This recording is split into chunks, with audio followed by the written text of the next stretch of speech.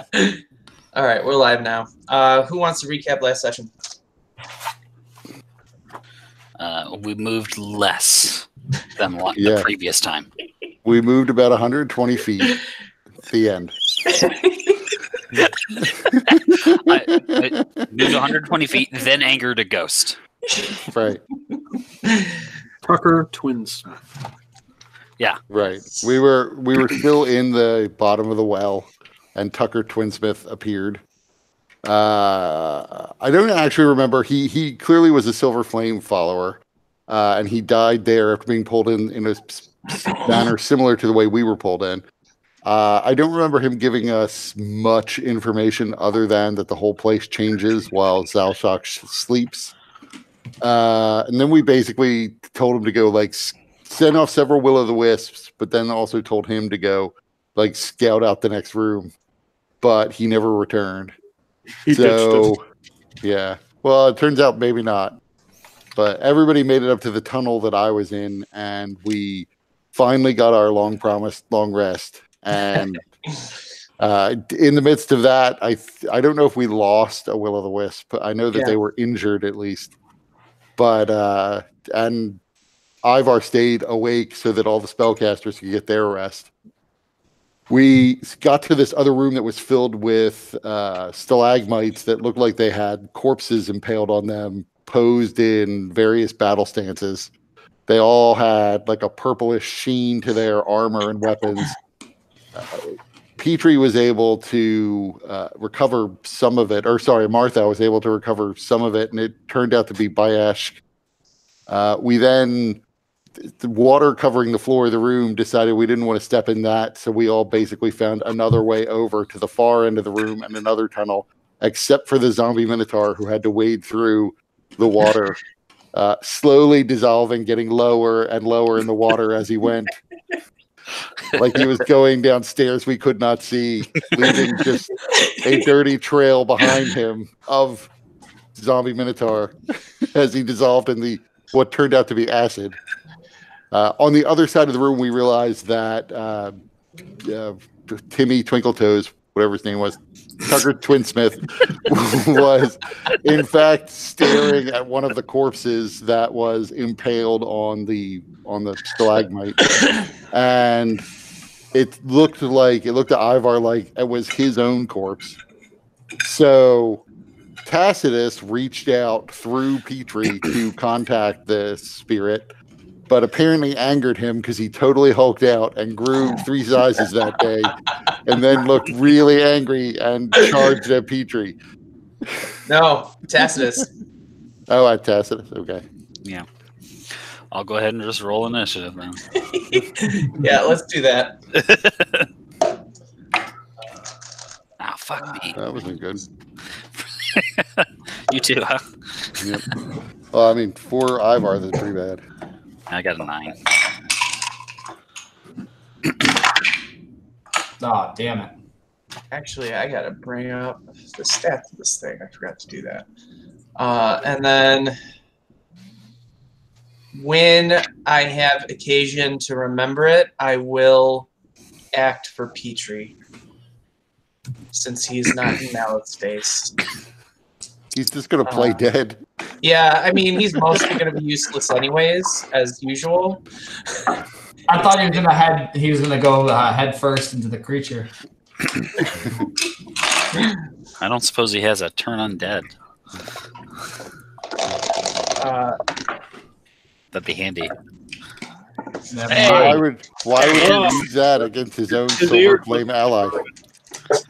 There he is. We were just Maybe. ready. I was just getting ready to roll to see if you cut that leg clean off. No, my leg. Don't worry, we got interrupted by an angry ghost. So. Oh yeah, the demon. I mean, ghost. Yeah. All right, so, and Brennan, we're rolling initiative right now. All right. Who got above a 5? I did. I got an 8. I got a 9. I got a 14. Nice. Martha? I got a 5. Okay. What's your dexterity? My modifier? Yeah. 0. Okay. So you're going after the ghost.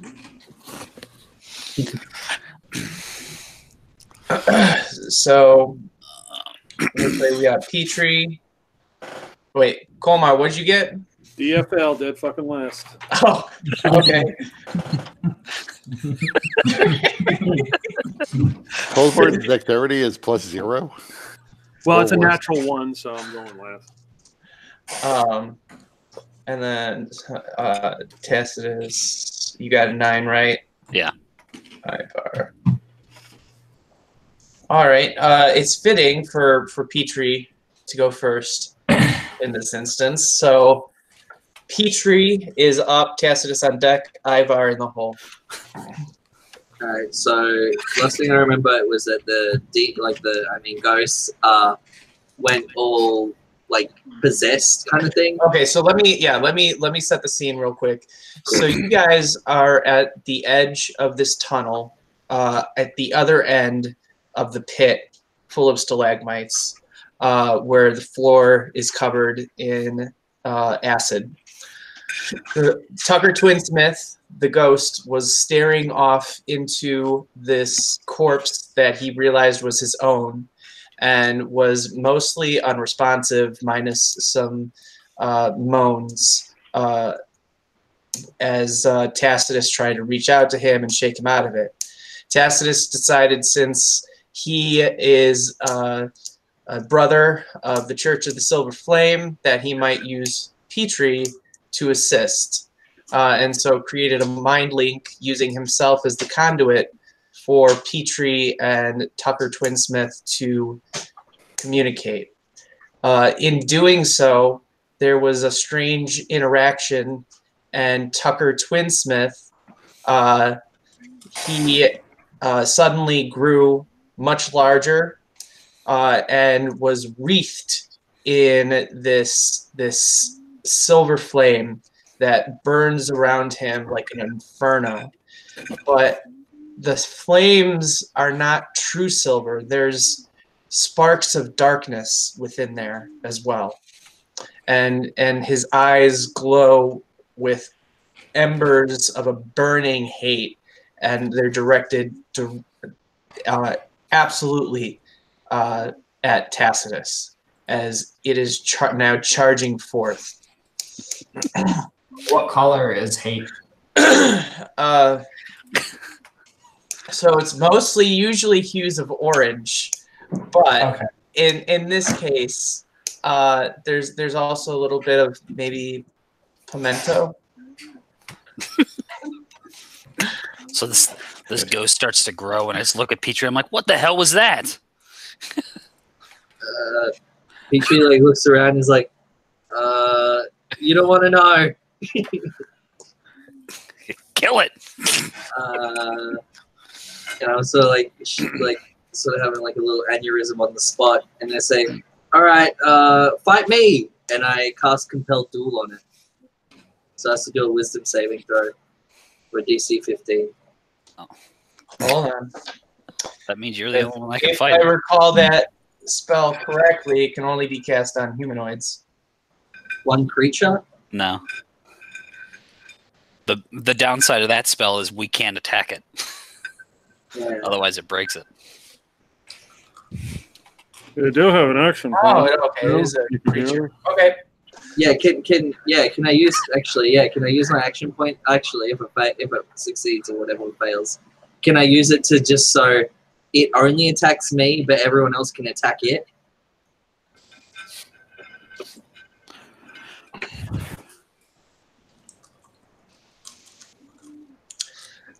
No. What about 2? And I'll explain to Petrie in an email why. Normally I might allow something like that, but not in this instance. Oh yeah, probably only has AoE spells, so we're all dead anyway.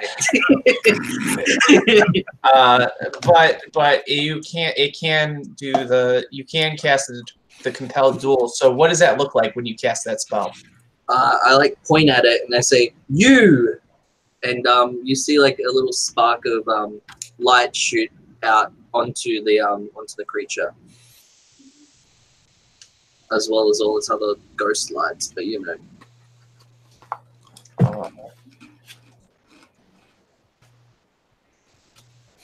And you see like all the colors like sort of arranged to maybe look at me with the same anger as it did at Tacitus. All right, so you cast the spell, but something happens, which will also be included in the email, and everybody else sees Petrie visibly double over in pain. Bless you. But mechanically, it doesn't actually do any damage to Petrie. But everybody else can see that the ghost seems to have shrugged off whatever effect Petrie had thrown at it. Right. Well, in any case, you're probably going to need this. Is the save DC above 18? No. Okay. No chance. Well, yeah. In any case, I say, well, that didn't work. You're probably going to need this, and I give 4 temporary hit points to Tacitus. Wait a minute, that's a bonus action too, man. You just use a bonus action. No. Compelled duel's an action. No, it's a bonus action. But I wrote it down as an action. You wrote it down wrong. No. But, I mean, you can use an action point if you want to do another bonus action on top of your action. No, it's all right. I got a normal action. I might as well just use that. Okay. I'm going to use guidance on him instead. Yes, guidance. You'll be fine. Try to talk him out of fighting you. Yeah, the strength of the silver flame will protect you, and I just start walking backwards. Limping, Well, crawling. yeah, what do you mean? What do you mean walking? You don't have you don't even have a splint anymore. Doing my hobble. At a run, The gimp limb. maybe 10 feet. I walk 5 feet backwards. All right. So can guidance be used on saving throws? I think it can. Ability. Just Add ability. ability check. Ability Its check. choice. Only ability checks. Doesn't even help my attack roll. Okay. Well, you know. Hey, I got super guidance. What are you talking about? We need bless. That's what we need. Bless. Yeah. Petrie's failing in his paladin clerical duties. Yeah, All right. we put on the spot. All right. So Petrie doesn't react well under pressure. Tacitus, you're up. On deck. And then Dr. Twinsmith is in the hole. I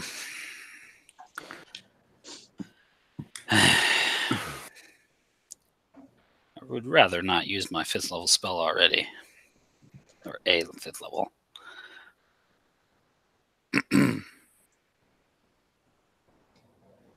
So whenever during this brief exchange that we had with it, did I glean any perhaps psychic resistances? Since we were psychically linked after all for a brief moment. Well, psychically tangent, I suppose. Give me... Go ahead and give me an insight check for that. Oof.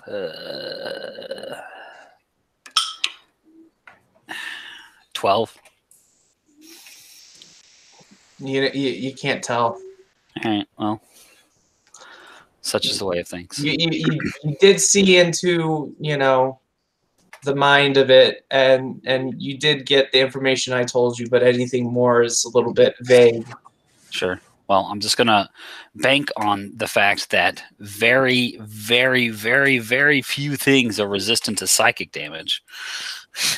And just cast my Psychic Blade. Shadow Blade? Or Shadow Blade, yeah, sorry. probably bump this thing up one level, bump up the damage a little bit. Fuck me. It's so annoying that my strength has been diminished so much. It's the worst. Yeah,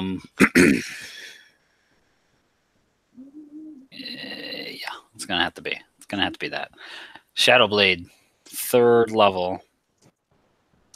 So that if it hits, it does 3d8 psychic damage. But I can also throw it, so that's kind of cool.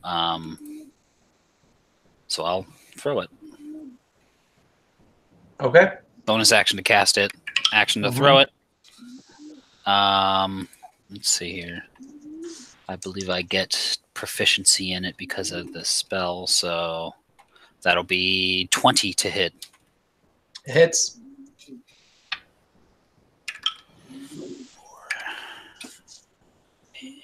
6, 14, 15, 15 psychic damage. Okay. So go ahead and describe what that looks like. There's a brief struggle in his head to try and recall any extra information, but it doesn't pan out. So he just let me make sure there's no. Yeah, he just mutters a couple of arcane words and then sword comes out and he throws it. Okay. And it flies through the air and strikes straight through his chest, disappearing in that instance. And you can see the psychic damage sort of like veins of energy wreath through the spirit. And it seems like it does kind of halt in a bit of pain, but then it blazes once more and begins once again its charge forward. Sure. Anything else that you're doing? I guess not. Okay. It's coming at me, so I'll just stand here and be ready for it, I guess. Yeah, give me a charisma saving throw. Why would I want to do that? Because I told you to. Guys, I'm sorry. This is how it all ends. Just like Hrothgar, low charisma.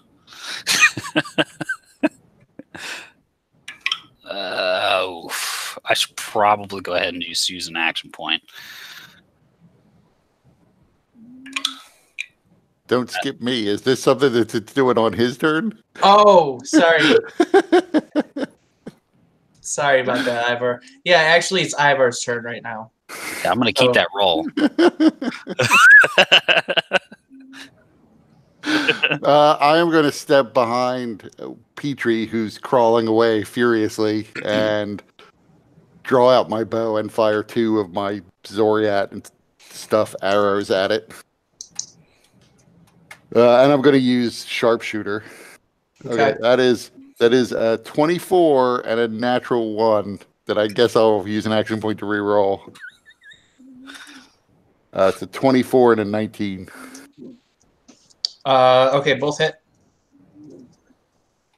That is.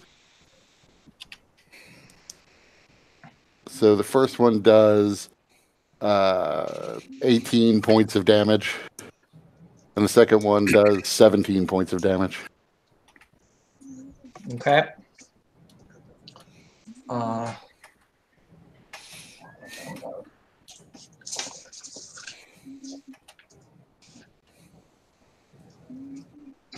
Okay.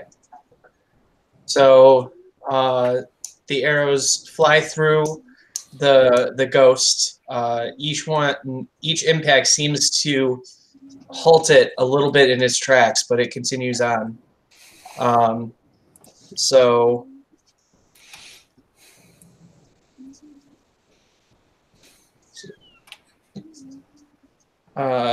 Tacitus, your charisma saving throw.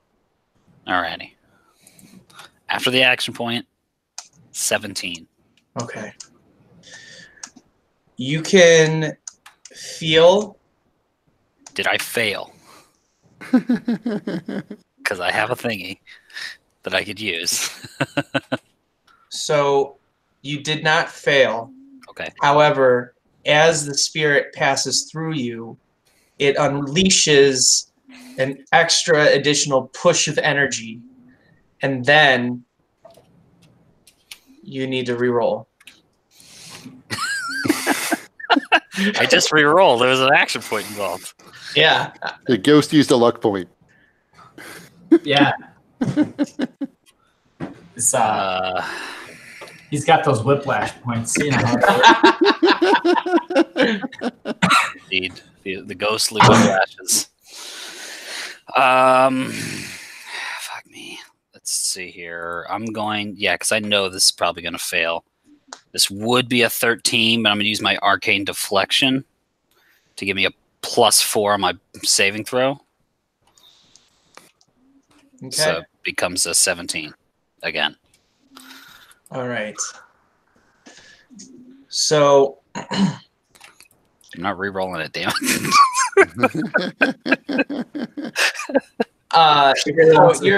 so you can feel the ghost and its rage try to course through your body, but you push it out, and then it continues on towards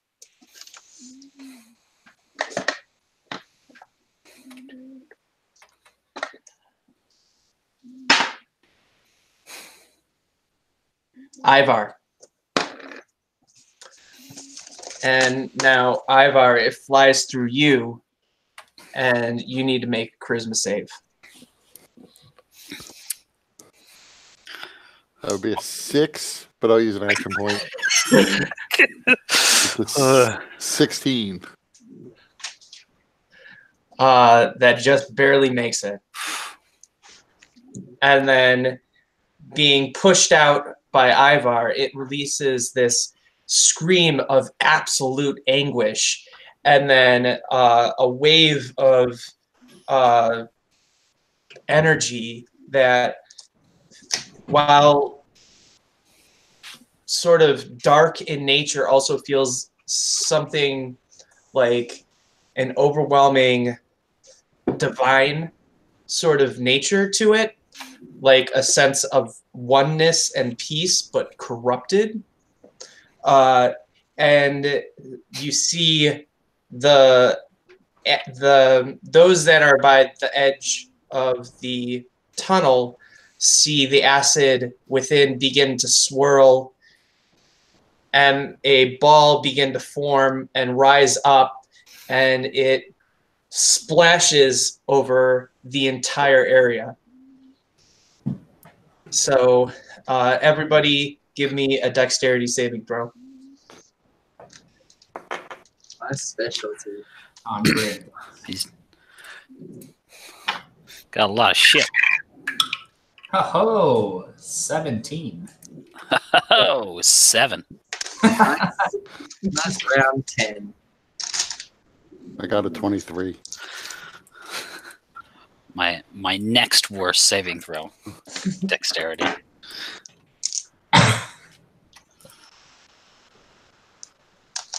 Colmar, what'd you get? 19. All right. So everybody that got, so the saving throw was 15. So if you succeed, you take half damage. I don't know. That sounded like a lot of dice. So many that they fell off the table. Yep, couldn't even fit. They just like they were spilling everywhere.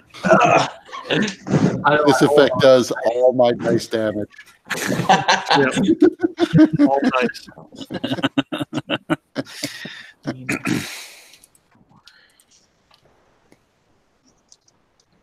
32 acid damage if you failed, 16 if you succeeded. We were at full health, right? No, Yeah. I wasn't. Not me. He didn't We allow did us to get all our HP back. Oh, did I not? No. That's okay. I already We forgot what recovered I had half the before. HP. Yeah, you said Oh, half. right. Okay, you could recover half your normal HP. Yeah. So if you were at half HP, then you got to full. If you were at less than half, then you still had some amount. Yeah. Oh, is that how that worked? A fresh 1 HP I was at. I got back half of what I was missing. That's how I interpreted that.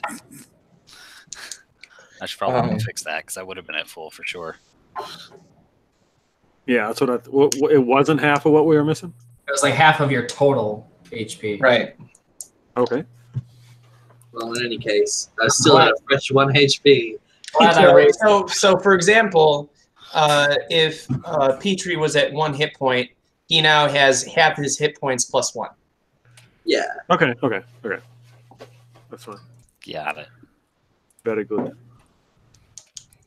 And now this spirit is right in the midst of you, as you guys are having this acid continue to burn you and drip off of your items and everything.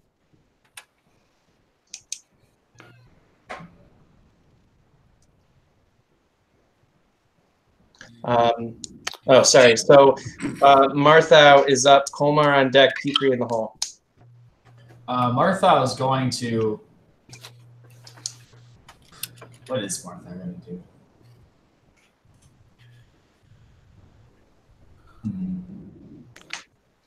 I had something in mind, but then I realized that was a bonus action, so I have a whole action to use. And I forgot, Martha was concentrating on a fly spell. That's probably still in effect. Oh, Subject to, or maybe a concentration check. my Shadow Blade is also concentration. Oh, let's see if those spells end. Let's see, I did 32, which means I got to hit a save of 16, I think. Good thing I have Warcaster. That'll be handy. Come on. Come on, you son of a bitch. Ah, nice. 18. Do I wait till the end of my turn? For what? Seeing if my concentration still holds. Oh, Can no, you that's fall? immediate. Yeah, you follow this guy and plummet to your death. Burn up in the acid. Well, you're not. He You're not was in over the the tunnel. pit. You're in the tunnel. So I mean, Yeah. having your fly spell is not going to be detrimental necessarily. But technically, Petrie wouldn't have been crawling because he's still under the effect of the fly spell. Although he may be screaming in pain if this spell fails. He finds the He light. falls to the ground.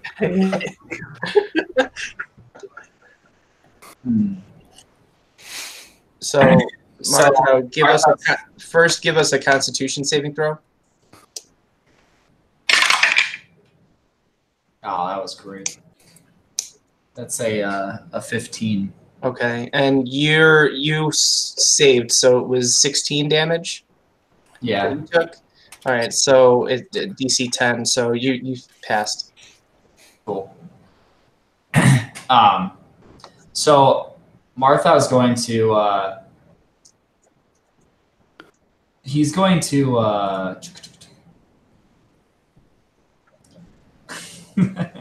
I'm gonna reach down. So how far away is Petrie from myself? Probably within 5 feet. I imagine you guys are clumped pretty close together. So I'm gonna reach over to Petrie and then just look him in the eyes and say, "You can do this." And like I cup his face, and when I do that, he's imbued with bravery, and he gets 9 temporary hit points. Nice. So this would be a change of pace. He gets 9 temporary hit points equal to your spellcasting ability at the start of each of its turns. Yeah, didn't I have 1 temporary hit point or something? So, Why? Petrie, every turn you get Petrie 9 did? more hit points. What spell is that you cast? I can do this. Heroism. I thought Petrie might say, "Do I get a save against this bravery?" So that's concentration, meaning that Oh, good. The fly's gone. Yeah. Eyes I can gone. do it. I can walk 5 feet again. Yeah. Yeah, I mean, since you Nobody were is flying, you might have flown further back in the tunnel. Nobody was flying over the acid, so. So your spellcasting modifier is a +9? I think so. Yeah, it is. Because it's based No. on Are you adding your proficiency bonus to that? charisma. 8 plus charisma plus proficiency. No, that's not your spellcasting modifier. That would just be your charisma bonus. You're doing your spell DC. Oh, okay. So maybe I put the wrong one in. Yeah, it should just be your charisma modifier. Oh, okay. I like the 9 one better. Yeah. Yeah, me too. Action point. So I mean that's still not bad because that's 5. So you get 5 hit points per turn. All right, cool. So let me update that. Okay. The 9 is when Charles is with him. He gets that extra. But Petrie also falls to the ground, so Petrie is going to be prone, and it's a net 0. and he uses every one of those temporary hit points for this turn, dealing with the pain and agony from his leg. Oh man, I just lost 5 hit points. But at the start of your next turn, you'll get some more. And that he's Martha looks at us like, pucker up. Yeah. Petrie with like tears in his eyes, he says, "I can do this." And then at that moment, everybody kind of realizes that Marthal is in fact very beautiful, and they're odd. You feel odd, and as such, you get 5 hit points. Everyone gets 5 hit points? Yeah, it's the mantle of inspiration. Hit points or temporary hit points? Temporary hit points. Sorry. Do I get that as well? So Petrie gets 5 now because the temporary hit points don't They don't stack. aren't cumulative. Yeah. So there you go. Hey, I got my 5 hit points back. That's all I need. All right. So that was Marthau. Are you finished, Marthau? For now. All right. For my next turn. Colmar is up. Petrie on deck. Tacitus in the hole. Okay, so Twin Smith. So do I understand that there's some malevolent spirit with this divine spirit? Can I sense that? I mean, you can sense this joint malevolence and divinity, but you can't necessarily suss out what is what. But I at least know there's 2 somewhere in there, in this creature. No, not necessarily, because they're kind of blended. So, it could be 2, but the way that you're experiencing it, it's almost like at the same time you're feeling awe and dread, and you don't know which one it is. But it's not comfortable. Okay, but I know he's possessed. But I don't know if the possession is it encompassing him or is it from somewhere else?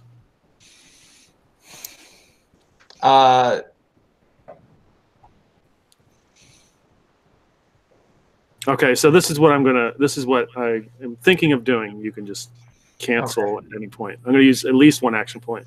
I'm going to call on the Blood of Vol. I'm going to use Thunder Wave, and I'm going to attempt to separate the spirits.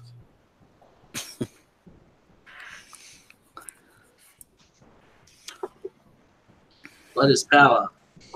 That's right. Okay. Maybe get Petrie's leg in that. Separate my leg as well. So hold on, let me see something real quick. Okay.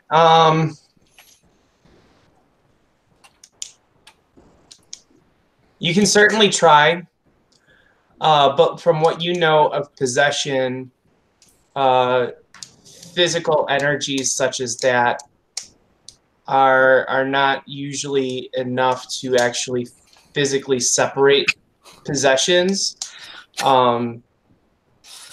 because possession, although this is all theoretical for you, possession of a ghost would be similar to possession of a person. So if you blasted a person with Thunderwave, you wouldn't blast them so hard that the ghost leaves them. But you can certainly try to infuse something else within the Thunderwave to do that. But that's going to take a good amount of action points. That's going to take 3 action points, I'll say, to give that a try. 3 action points. And then also, give me an insight check. Oh God. I'm not very Oh, that's a quick.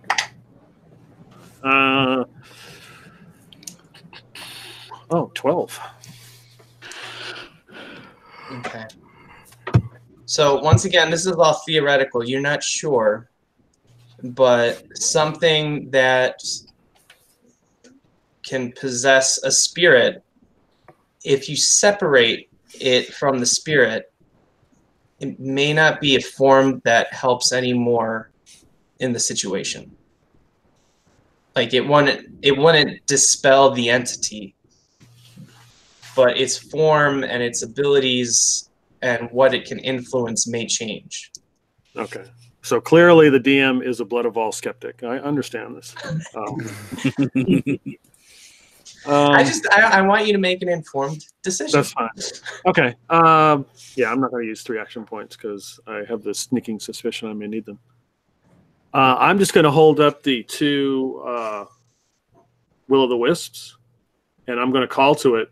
You're welcome to come here. I am friendly. We are your friends. Its rage-filled eyes turn to you, and it grins. Come at me, bro.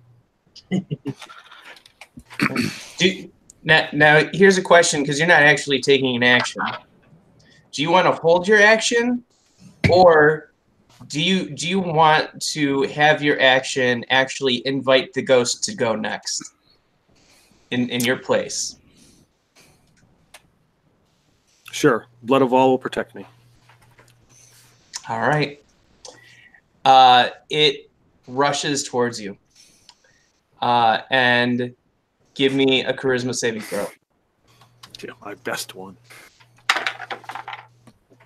12 plus nothing. Kolmar,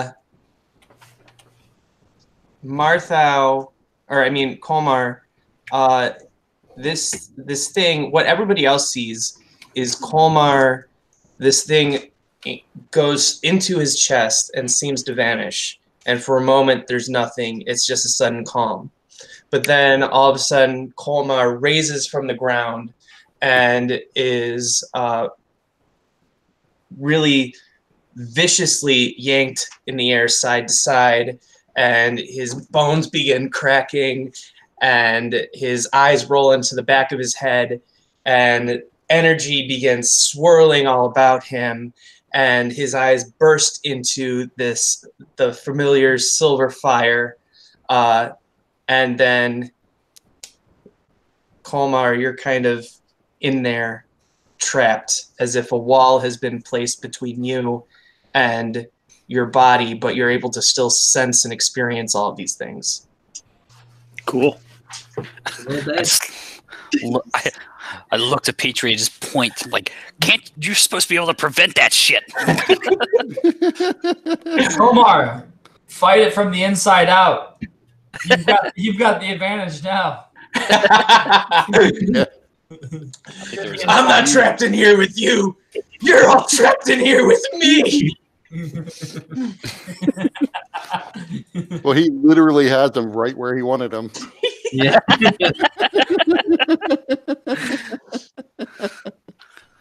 That key and peel bit.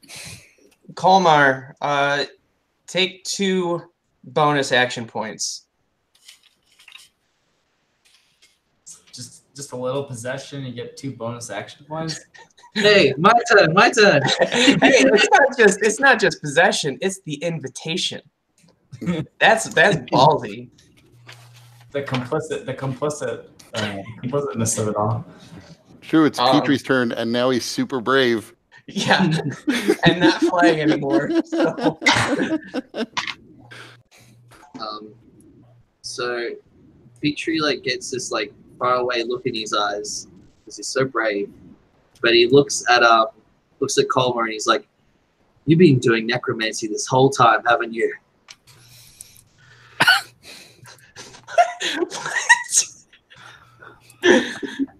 He can't respond. Nothing like stating the obvious. All right.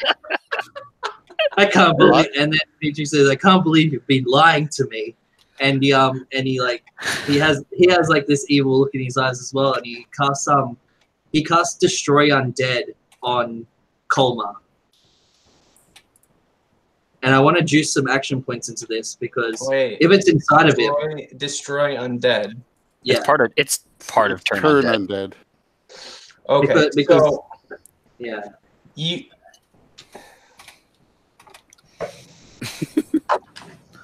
Yeah, but it has to have a challenge rating below a certain threshold. Yeah, that's why I'm going to juice some action points into it. Maybe even 3. I'm really angry. I want to destroy Colma right now. No, what I will allow is I'll allow some additional damage to the creature, but you're not going to outright destroy it with that feature. It's just that makes sense. Yeah. And especially you know, Petrie, you have kind of a connection to it as well. Yeah, I know. But it's and so that needs to be taken into account. Yeah. Well, I don't. Yeah, I'm not going to destroy it. Just give me some damage. That's all I'm asking. Okay. So you're going to use your turn undead ability. Mm-hmm.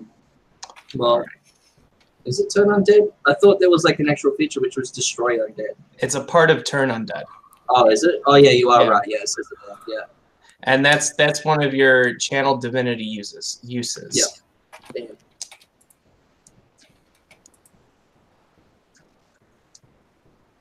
Okay.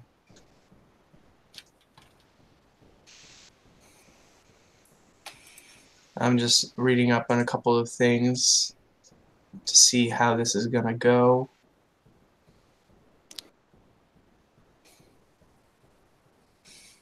Ivar is just stunned to learn that Petrie didn't know Colmar was a necromancer.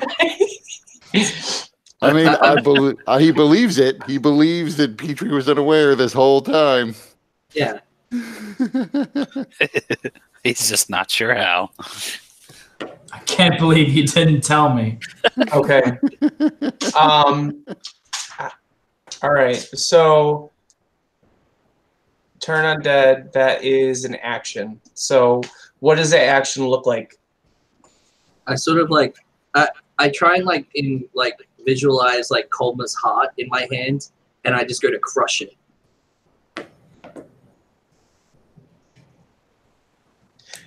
So your turn undead is you're channeling the force of the divinity that you worship.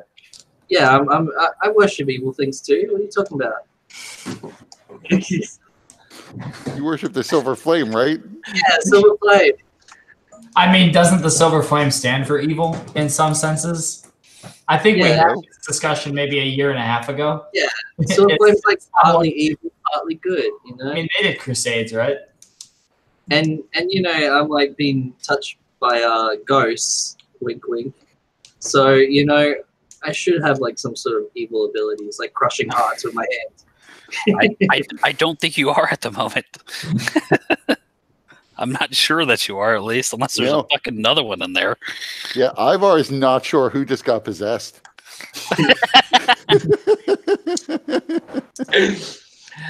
Okay, so how many?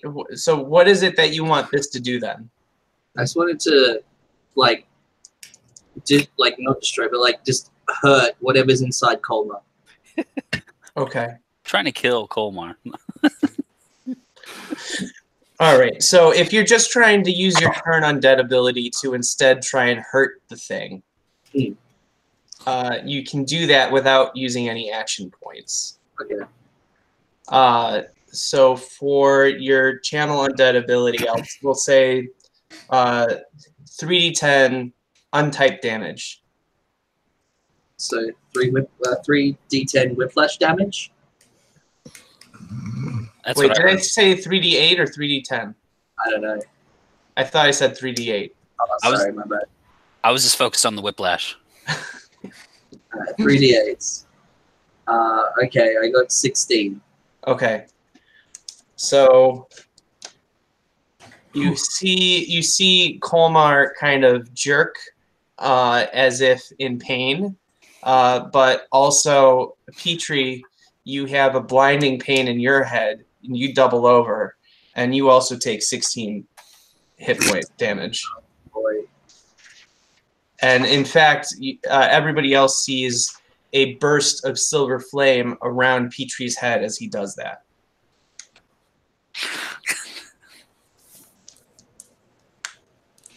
Wow.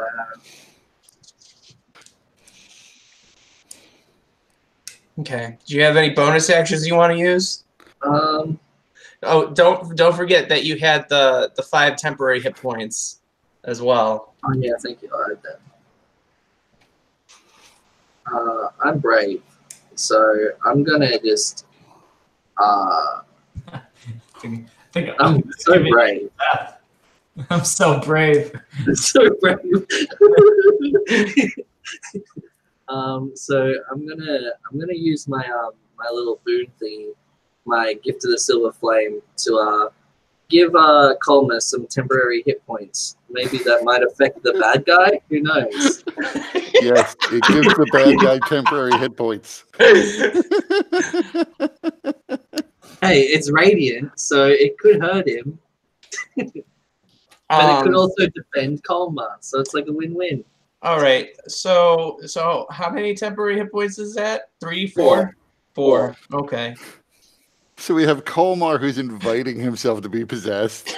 We have Petrie who's giving him temporary hit points. Fine. All right. So Tacitus, you're up. Ivor on deck. Ghost in the hole. I have no idea what the fuck to do right now. Like, I know if I try and hit.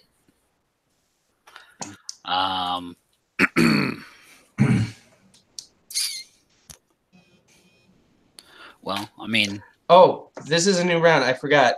Who did not save from the acid? I did not. I did. Me.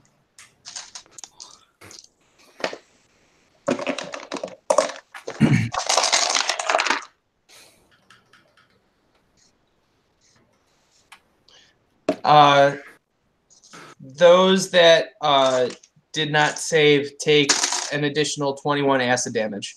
Jesus fucking Christ. What the hell? That acid is real potent. I'm No on fucking a shit. fresh 5 hit points. Thank you, heroism, or whatever it is. Oh no, Petrie, you don't have those 5 hit points anymore because you have to wait until your next turn to get them back. Yeah.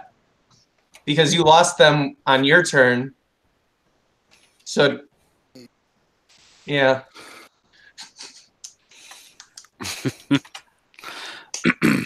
I'm fucked. I want my time back.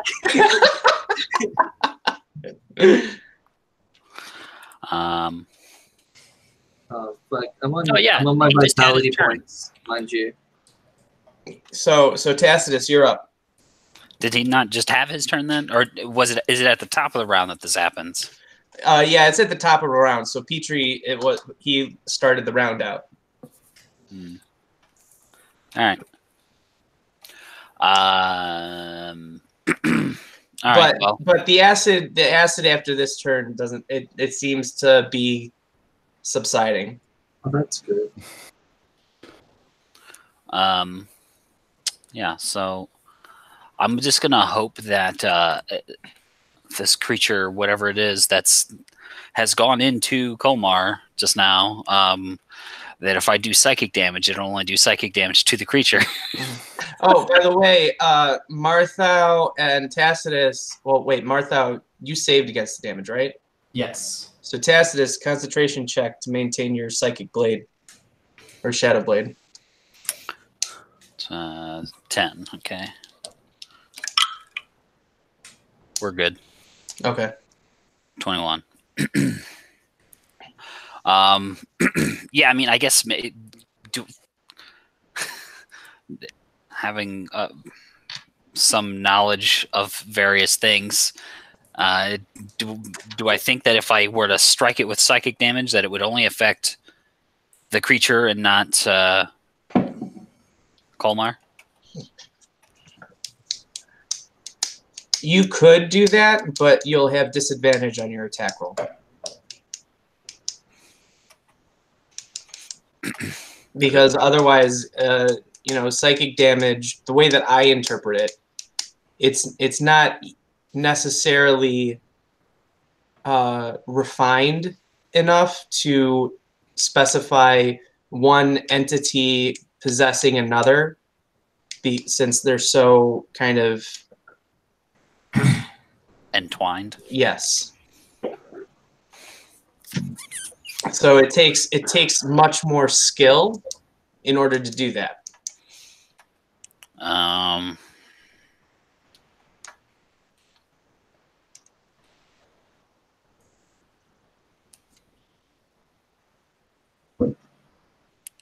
Yeah.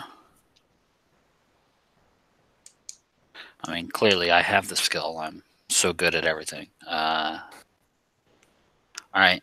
I'll give it a shot, I guess. Since I threw the blade before, I have to recreate it in my hand. And I'll throw the fucking thing, I guess. Okay. Come on.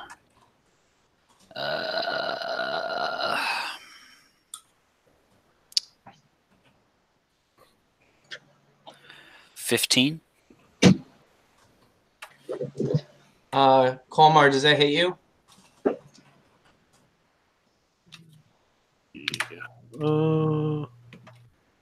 No, 16. God damn it. Okay. So, Kolmar, Tucker Kolmar, dodges just in time. In fact, he does it in a way like his joints once more jerk, and it's like an unnatural twist out of the way. Almost Matrix style, but cooler. Hey, nothing's cooler than Matrix style. God damn it, Tommy Two-Tone. And then I don't really have much for bonus actions, so. But you already used your bonus action. No, it's yeah. Call in the blade. Isn't it? Yeah, to recall it, yeah, it is. So, such is the way of things. All right. I have our ghost on deck, Marthau in the hole. I mean, it's another one of those interesting, because of the vitality points rule. Like, normally, at least you can drive somebody down to 0 hit points, knock them unconscious, and then the ghost will leave. But with vitality points, I don't know if that will work. Ivar might not know that would work anyway. Probably be an Arcana check or a religion check. But Ivar, I mean, he's prepared to maybe shoot arrows at Thor because that's what he does. But for right now, he reaches in and hurls a tanglefoot bag at him, and then disengages and yells, "Everybody, back up! Don't stand in range of him." And then, so I'm moving down the hallway. And he has to so make I imagine Colmar was kind of at the back. It's fine. I'll of the hallway. disengage when So you when I can come in still range of him. disengage and get behind him, but the way that I picture it is kind of Colmar is here, everyone else is kind of around here, and the entryway is here. Does that make sense, everybody? I don't know if that was very clear though before, but that's how I pictured it in my head. Can you repeat that? Here, like.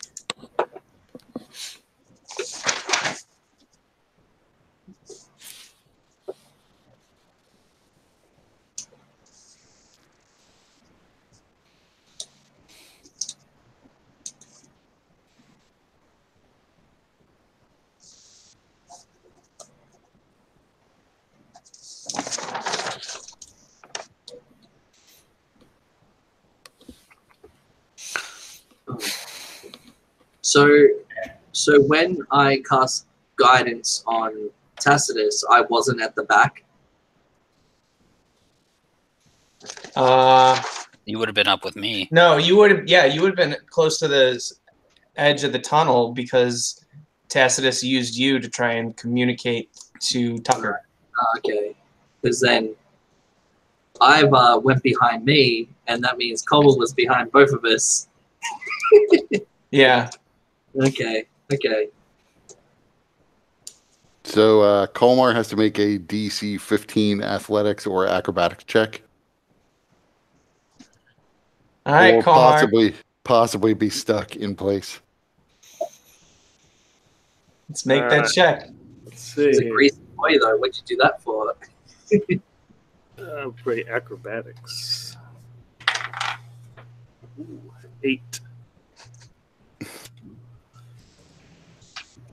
All right, so you're stuck then. Yeah. So the tanglefoot bag, it what does it do? I hurl it through the air. It begins to break down, but essentially shatters open around him, and a glue-like substance begins to pour down his legs, sticking him to the floor. Okay. And how long does that last? What are the parameters of that one? I believe it lasts a minute. Yeah, it becomes brittle and fragile after a minute. Okay. And what is it, an action to get out of it? Let's see.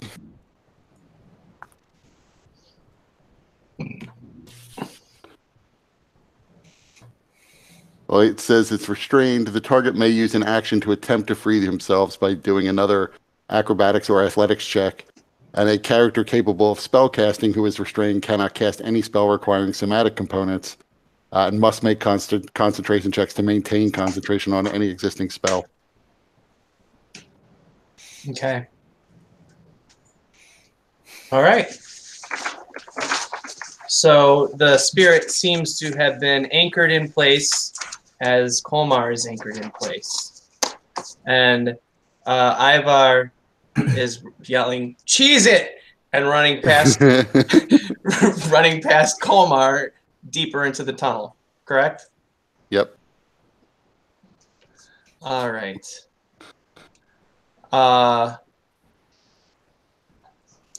Then we have the ghost.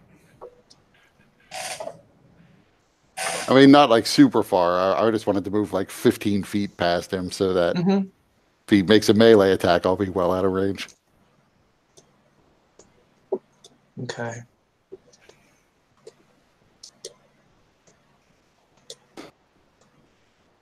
And also acid. If he summons acid balls, I want to be way out of range.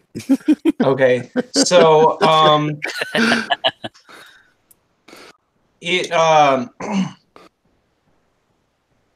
what is the DC to free from DC Tanglefoot Pack? 15. Okay. So the Colmar, Tucker Lee Colmar, Mhm. suddenly bursts into silver flame with his hands, it focusing around his hands, and he begins charring the area around it. So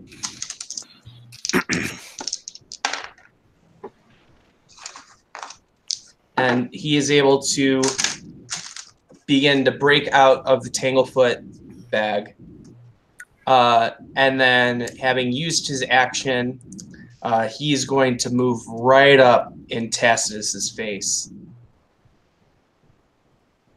Okay. And then, actually, let's see.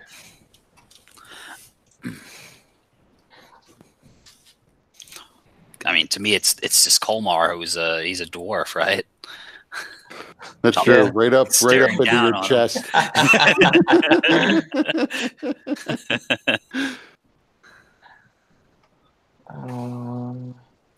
All right, and then that's all he's going to do. So now it is Martha's turn.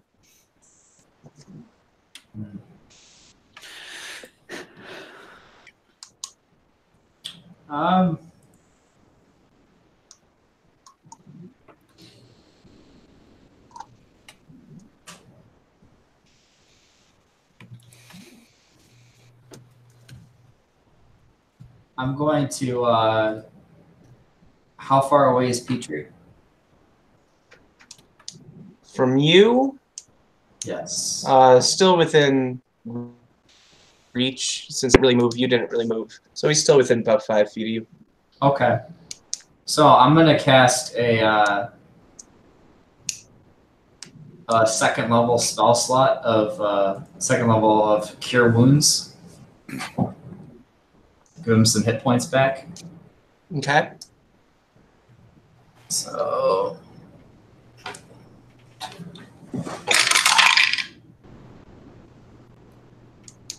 that's 16. Oh, you beautiful man. By the way, Kurt, I just want to echo the Tanglefoot bag prevented Tucker Colmar from doing something else, and I think Tacitus, you should be thankful.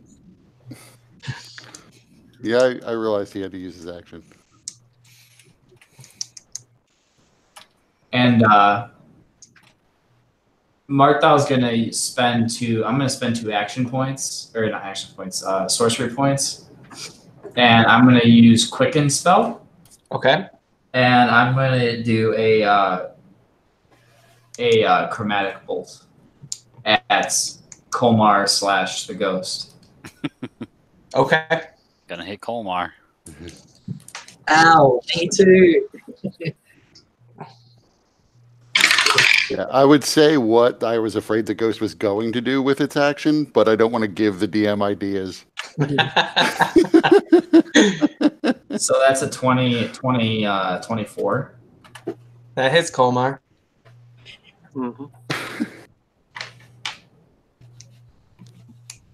So no one's going to move away. We're just going to kill Colmar. That's the plan.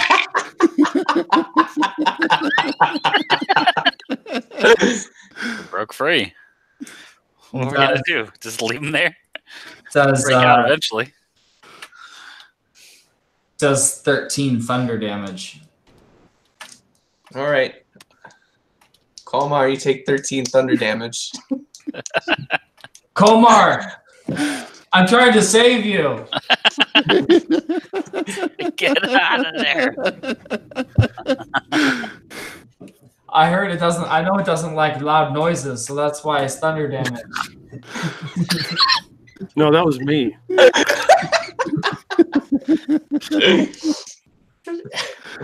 All right. Colmar, you're up. Okay, did you see the emails I sent? Oh, no. Let me check those out. Did you get that thing I sent you? Thing.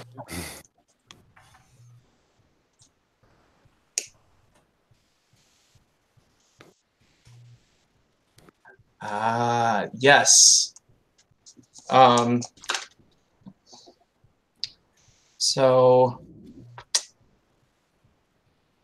I will send you a little bit of information on that. Let me just...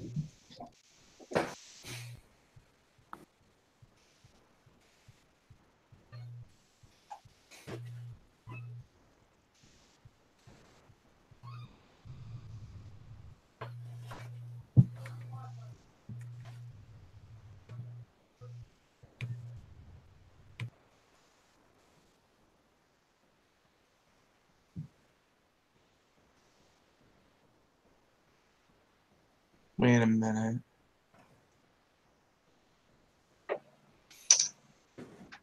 Oh, there it is.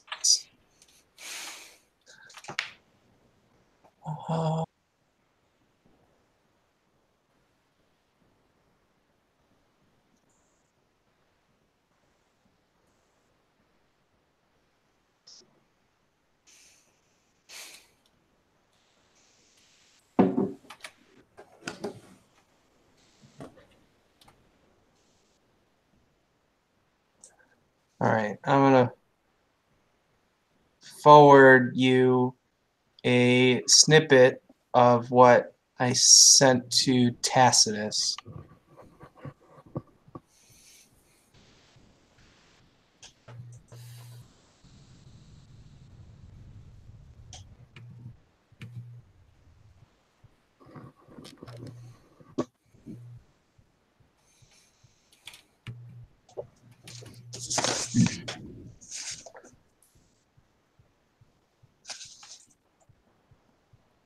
Whoops, I need to put a recipient, don't I? All right. Only if you want it to go somewhere. All right, Peter. Sent it. Okay. If you want to, I'll just hold. If you want to go to the next person, then it's fine. Okay. Just let me know when you're ready to get back. So, Petrie, you're up. Tacitus on deck. Ivar in the hole.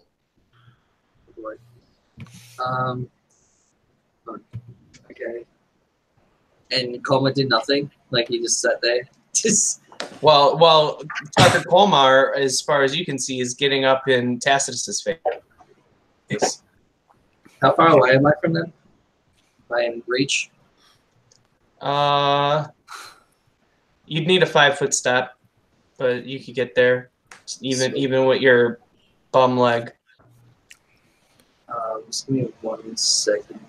He still has a bum leg. Yeah. Hey, it's making me suffer. Australian healthcare.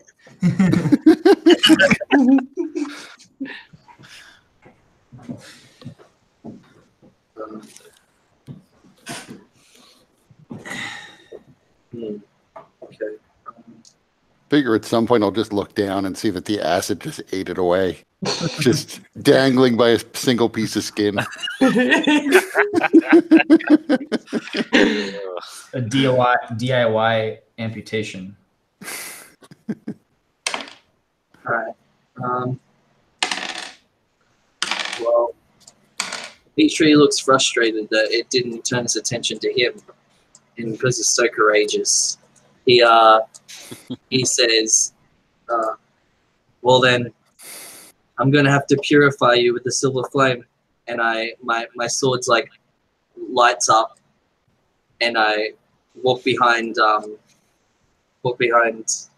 Colma, and I go to strike him with my sword. Okay. Normally, you would have disadvantage because you only have 1 foot, and it's not easy to balance and strike with 1 leg. However, the power of the sword is giving you a little bit of an extra oomph. So not only can you make the attack, but you can do so at advantage, despite normally having disadvantage. I mean, isn't he also being brave right now? Isn't he a hero? Super brave. Oh yeah, and you also get 5 temporary hit points at the start of your turn. Now, this is going to be my first time hitting somebody with this sword, and I know there's a lot of dice rolls to come up if I hit. So Gonna fuck Colmar up. Just bear with me.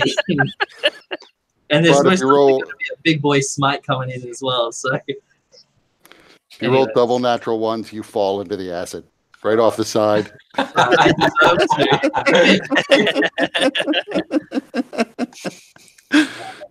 Rolling the hit. Oh my god, I got a crit, boys. I got a crit. We're killing Colma. Okay, so first of all, you're using your bonus act, I'm guessing, and then you got a crit. So now, roll it again. This is also an advantage. I got a 17 with advantage. A what? A 17. That hits you, Colma, right? Yeah. Oh, what, 17? Yeah. Oh, yeah. Okay, so you confirm the crit. Roll percentile. Okay. Percentile. I got a 92. Okay, so are you going to also use a smite? Yeah, I was going to. Go big, go home, man. Okay, what level smite were you gonna do? Exercise that demon. What level smite were you gonna do? I was going to hit him with a 3rd level one. Third level. Yeah, Gotta exercise that demon. I'm not happy. So hold on. Spell. Where is your? It's 2d8 plus 1 per spell level, right? Yeah. So Although then double that against undead. 3, 4. Does an extra 5. D8 against fiends and undead, yeah. All right, so 5d8, and then you also got I've got okay. So my the other features I've got- 2d6, the 2d6. I've got and then you got the 1d8. So we're looking at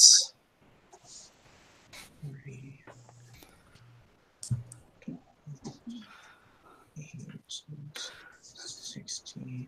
So you do 180 points of damage to Colmar because 92 is triple max damage. There we go. All right. Maybe you can just like turn it to like the blunt side of the blade. Just knock him out instead of slicing him. So This creature in Colmar's body comes up to me like he's about to do something real bad, and I'm just looking over his shoulder. I'm like, "What are you doing?" It's like slow motion. So Colmar, thankfully, bleed over doesn't happen into vitality, but you're in your vitality points now. You're at 0 hit points. You're in your vitality points, which means you're dispirited. But not de-spirited or actually dispirited. Dispirited, not de-spirited. Jesus. All right. So that was You, Petrie. Yeah, What- Petrie, what's just the do that look- one more time. What's the And look on his problem face? solved. So you see, so the way I imagine it, Petrie hobbles over behind Colmar, lights up his sword. The shadows playing off his face are just they reveal the glint of insane glee that Petrie has for what he's about to do, and then takes a slash right across Colmar's back, cutting very deeply into his back and leaving a pretty severe and bleeding wound that then erupts in silver flame, and Tucker Colmar screams in this double-voiced bellow, just like, "Ah!" Is that what it sounds like, Colmar? Yeah, it's pretty close. It's pretty We close. need to get you guys to do it synchronized here. Yeah. We need both of you to go. All 3, right, let's go, 2, Peter. 1. Ready? What are we doing? What are we doing? We're gonna do the moaning. bellow. All right, and the count of 3. 1, 2, 3. I liked when you did that, Peter, that you went as far back from the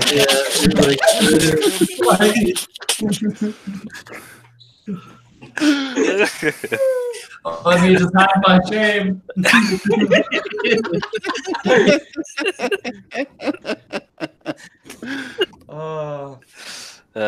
I thought you were just gonna leave me hanging. I didn't hear that for a minute. That's why I was like, oh, come on. All right. So, I don't know if this is what Petrie can do when he's brave or when he's attacking one of his fellow party mates.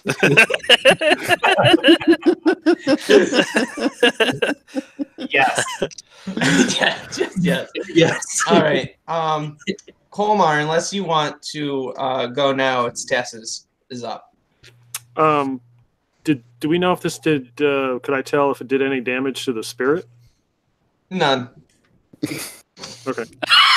I mean, it definitely felt pain, but in terms of damage or actual injury, you don't sense that. Okay. I sent you an email. All right. Let me check that email.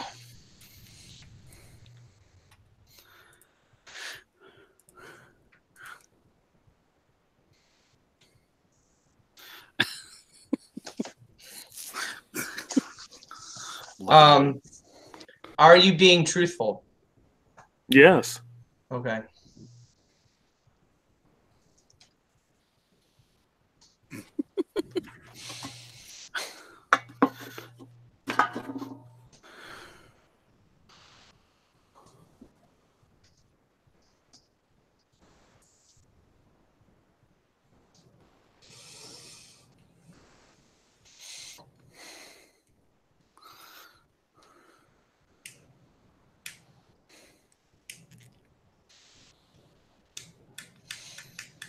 Okay. Email sent. So you can remind me, did Tucker establish that if we die here, we become undead? I feel like I heard that. Yeah. I feel like Tucker would be the one I heard that from. Yeah. So Ivar will yell out, remember, if you kill him, you're not freeing him from the ghost. You're just turning him into a different kind of undead. Just another ghost. Oh, that's interesting. What happens when a spirit being possessed by something else that's actively possessing the body of somebody else dies?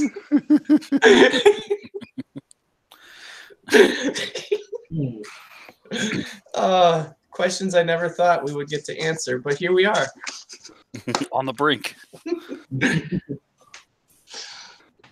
All right. So Colmar, did you want to try and do anything?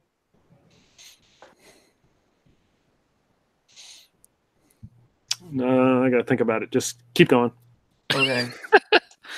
So it's my turn. You can also give me a religion check with advantage, since you would likely have potentially come across something in your travels, but also because you're being actively possessed by this thing, you may get glimpses of information.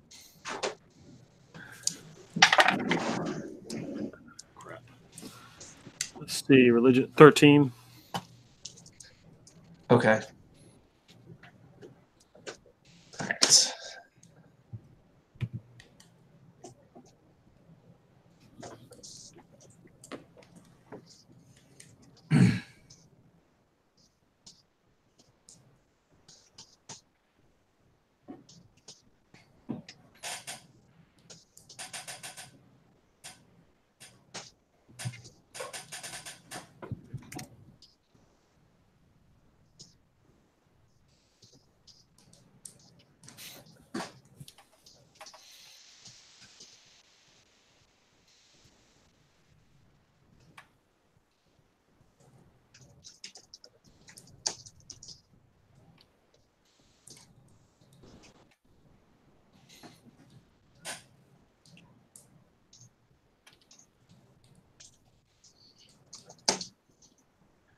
Okay. Information sent. And that's based on the creature's name. All right. So Tacitus, you're up. Ivar on deck. Ghost in the hall, unless Peter wants to insert himself in there somewhere. Really?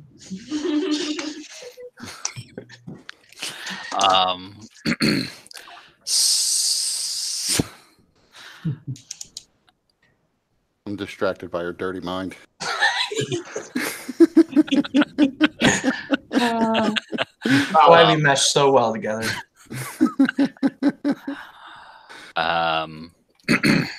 So you first it's looking over at Petrie like, we gotta get the ghost out first.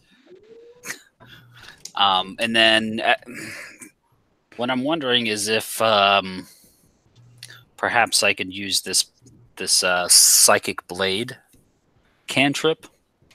Mm-hmm.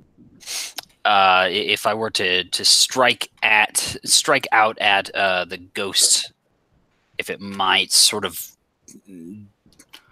distract him and pull him out of the possession. No, that's beyond the power of that cantrip. I mean, I just was going off of the whole if they're concentrating on a spell or something like that, they have to make a save at disadvantage. So that's throw 2 action points in there, and I'll give it a chance. And I already had to use one.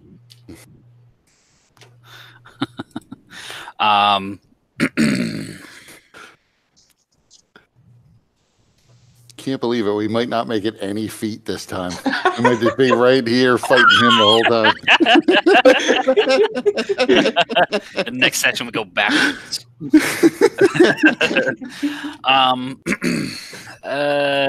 Fuck me. All right, I'll try it. I'm gonna give it a shot. Okay. Use 2 action points, and then I'm gonna strike at it with my psychic blade. It is considered a sentient creature, I assume. Is it a creature? Yeah. It has stats. It's a creature. Okay, so you have to hit. Yep. Would this be at disadvantage? Because it says I have advantage on sentient creatures. Right. Roll normal. I don't know. Did I get its number the last time I hit? No, I didn't hit. I almost did. I'm gonna say because of the difficulty in targeting the creature itself without hitting Kolmar, it would still be at disadvantage unless you want to use your last action point, and then it can be done at advantage. No, I'll just take the disadvantage. Okay. Fuck me. I'm gonna use a luck. Okay. I don't want a 1. No, you don't. Or a 6, honestly. So let's hope that's a lot better. That's a 21. Okay. So it hits. Yeah. And it hits the ghost, not Kolmar. So what's your damage? 11. 11. Yeah. Make it melee spell attack. Yeah. So 11. Psychic damage on it. I'm gonna perhaps maybe draw this thing out. I gotta mark my lock.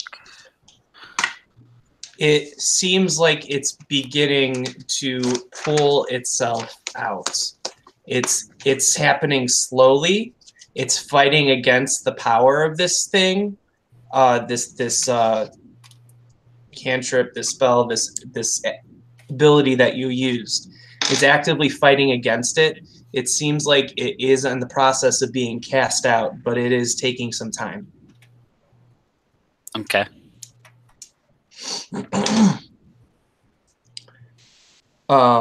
Ivar.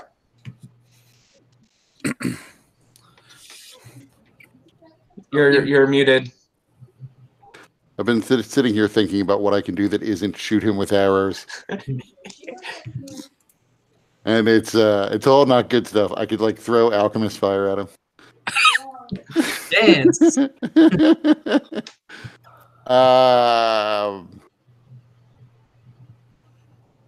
That didn't work. I am just for this round. I am just going to. I swing my backpack off my back, which is a relief because it weighs 5 pounds, and that is a lot of my carrying capacity. And I reach in and I pull out another Tanglefoot bag that I put into the Tanglefoot bag pouch I have. Reloading. And then I pick my pack back up. That's my turn. Okay. I have no idea what to do without killing Colmar. So the ghost seems like it's being cleaved more from Colmar. Colmar, you can feel your consciousness returning to normal. You're beginning to feel more in control of your body. And it seems like everything, the ghost is separated except for one arm and this residual energy, and it says, "Not yet."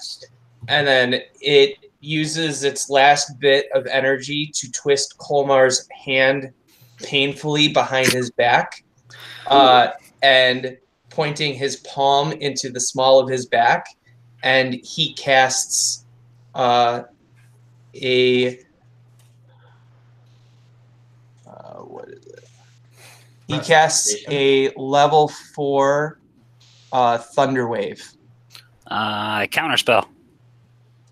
4th level. Holy damn.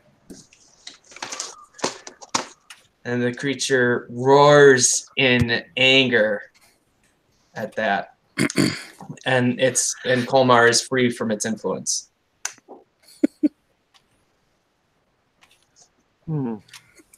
Did it pop out of his body, or? Yeah, it's right next to you guys now. We're not that easy to get rid of. I just look over to Ivar. Now you can shoot it. And Ivar's like bent over his pack, all awkwardly.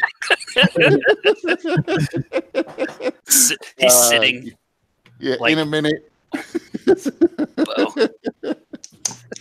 So the way that I'm envisioning this is Colmar, Tacitus, Petrie, and wait a minute, no, because you got Tacitus and Colmar facing each other. Petrie is behind Tacitus, and Martha is kind of to the side, and then the spirit is kind of in between, midpoint between Colmar and Martha, and then Ivar is somewhere back there.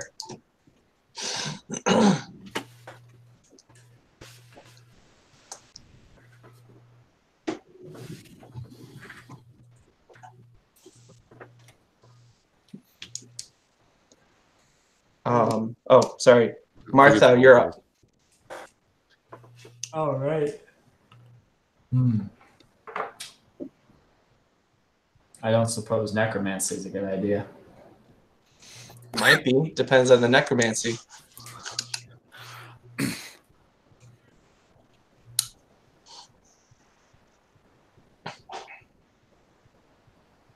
Do I know if ghosts necromancy mix? Because like I saw Colmar giving those will-o-wisps feeds of power, and it kind of made me hesitant. But does Martha know whether or not ghosts are generally not okay with, or are generally like necromantic magic? What do you think Martha would think? I think he would see that those will-o-wisps liked it and then be hesitant to use it against the things in this cavern. Okay. So it's probably a good general rule of thumb then. So Mm.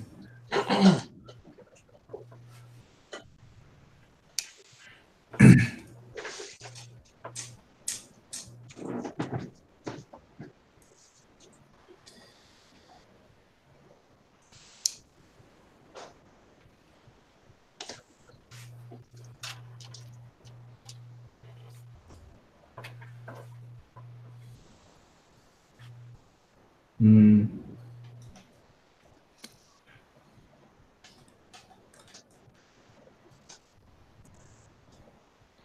I guess I'll do a chromatic bolt.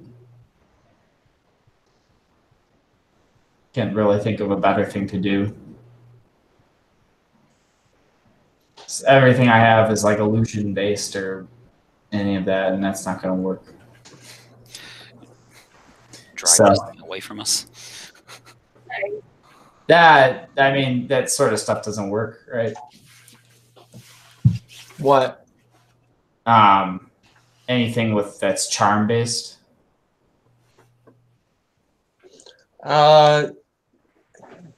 It's unlikely to work, especially since most charm spells specify that it needs to be humanoid. Mm-hmm.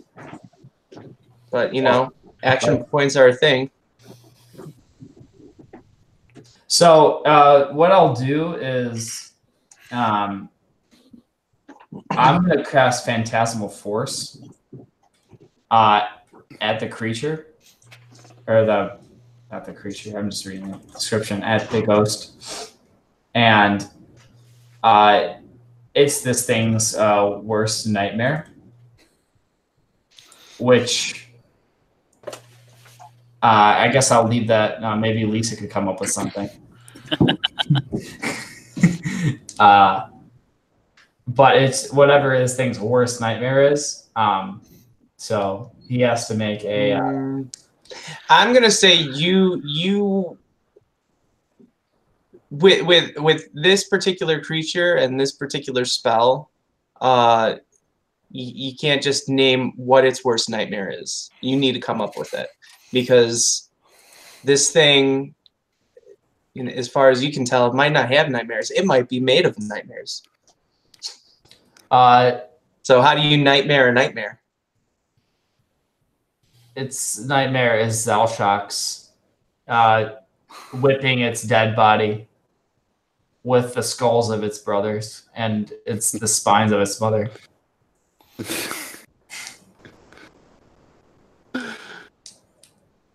I'd know my mom's spine anywhere. I think it likes that. Let's be real.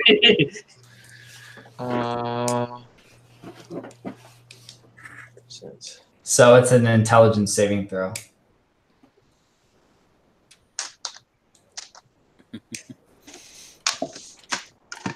The thing about an illusion spell is it doesn't necessarily have to be true. If it fails to save, it thinks that's what it is. 16. Spell save DC. I think I got my spell save DC right. Yeah, it doesn't make it. 8 plus 4 plus 5. Okay. So it begins seeing what you imagine to be Zalshox. So how do you imagine Zalshox? Well, I didn't see like the thing talking to us. Right, but it was a pillar. So with this spell, it's not that the creature that you're casting it on doesn't create the illusion. You're still creating the illusion. Sure. Instead of Zalshox, make it a what's his Zorchiklik. Oh, how does this creature know what Zorchiklik is? Well, I mean, it'll just see a fucking mind flare whipping fucking his dead body. So I guess it could be a nondescript mind flare. So I'll think of Zorchiklik. That's a good idea. And maybe it knows that, maybe it doesn't. Maybe it just sees it as a mind flare. Okay. Rather than Zalshox. Because that's a good point. I don't know what Zalshox looks like. It wouldn't be very convincing if I made like a This is Zalshock's question mark. All right, so you've cast the phantasmal illusion on it. It is, as far as you can tell, believes this illusion to be real. And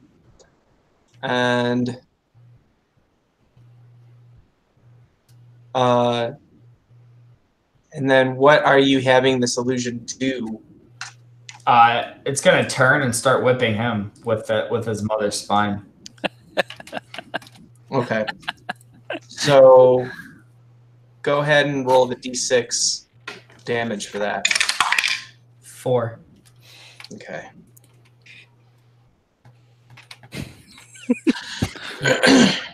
All right, Kolmar, you're up. Petrie on deck, Tacitus in the hole.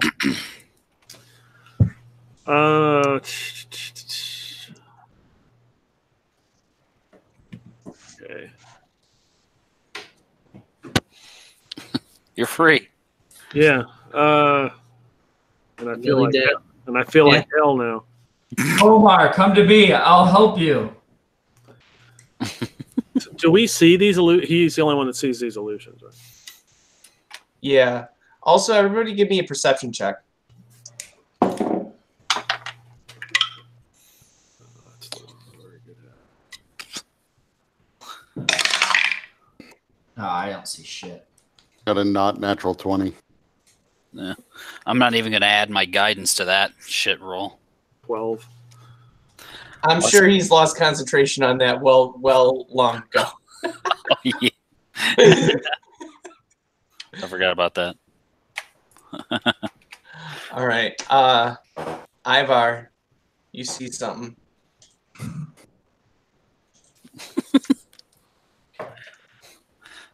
Fucking shades.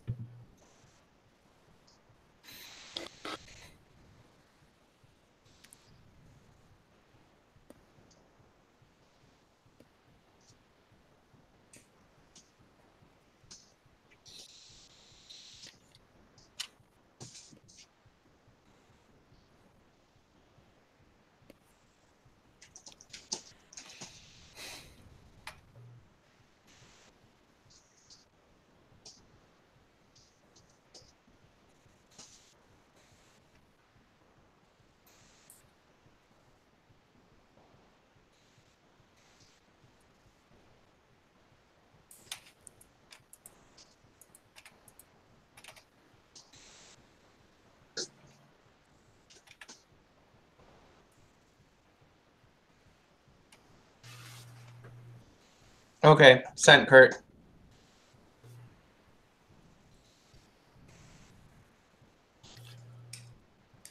All right, so I'm down to my vitality. So dispirited, what does that mean?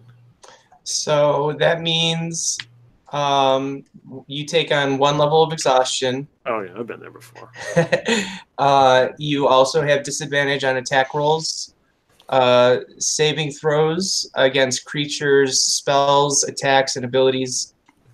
So any creature that you're casting a spell against, they have advantage on saving throws against your spells, or any of your abilities. And yeah, so basically, any kind of offensive abilities that you have are at disadvantage. Okay. Can I tell where the will-o'-wisp? Are they still around? Yeah, they're still orbiting you. Can I tell them to? Can I tell them to attack? Yeah. Okay. So you can do that as a bonus action. Okay. So just use their stat crap here.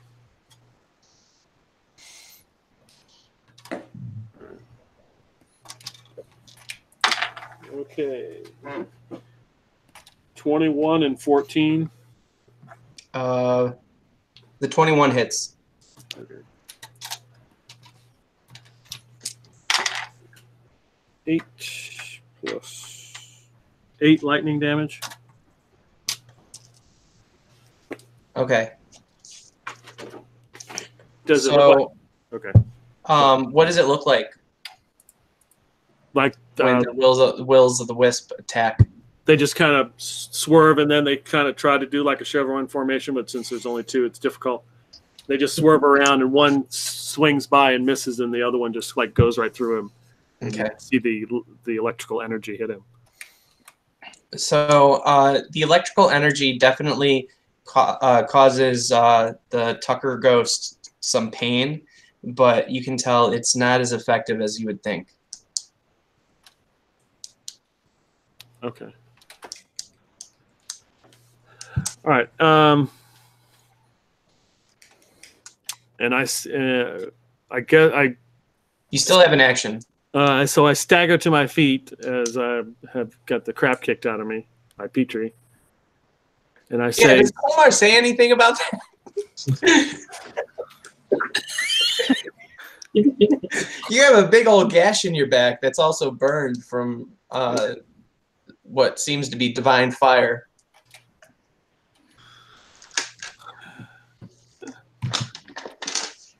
okay.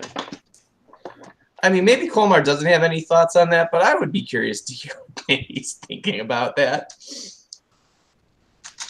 So I announce to everyone that this is Na Vaktil Belshore, the creature of deceit, treachery, and cowardice, and I cast invisibility on myself. Yeah, I heard of Belshalo before. Yeah, I got his name. Loud enough so everybody hears. I have to yell it. I will. This creature bellows so loudly that it actually shakes dust from the ceiling and reverberates almost deafeningly through the tunnels. Noise is not our friend. We've already attracted a small army of shadows. You also, after that rumbling subsides, you also hear what sounds like a low growl that builds, coming from deeper in the tunnel that you were in the direction you were about to travel. I suggest we retreat back across the pool of acid into the other tunnel.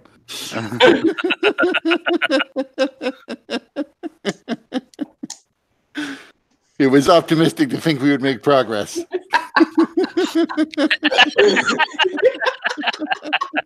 We'll be at a net negative in terms of movement.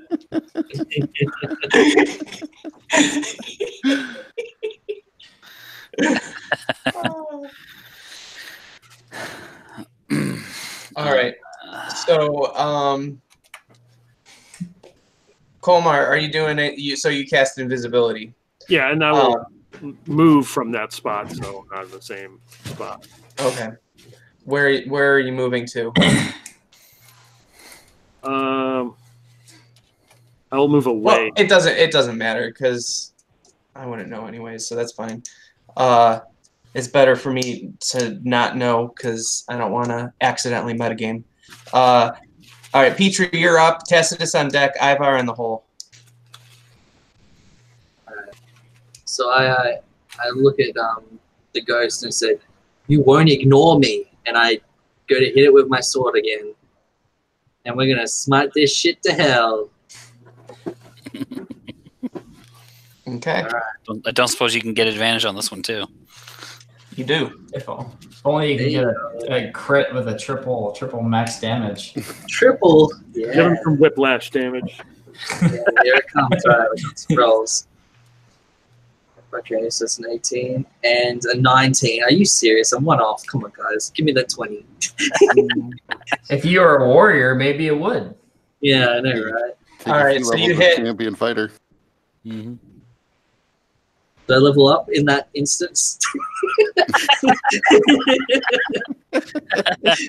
Going through this ordeal, we gotta. All right. So you hit. What happens, or what are you doing then? Are you smiting? Yeah, I'm smiting again. What level spell? 3rd level again.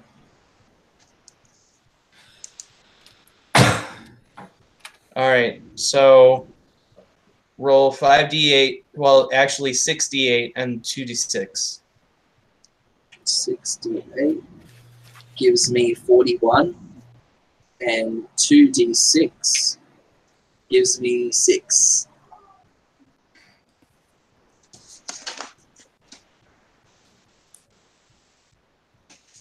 Okay. It screams in pain.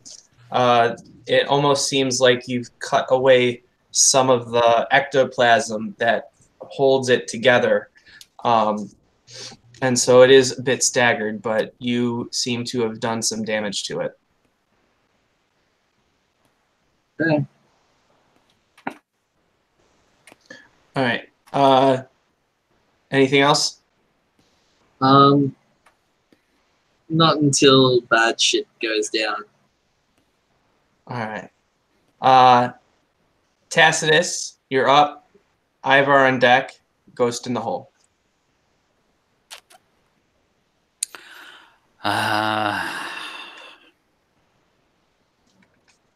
Yeah, I'm just gonna hit it with my psychic blade, or attempt to hit it at least. Now that it's out of Colmar, I don't know what its AC is exactly.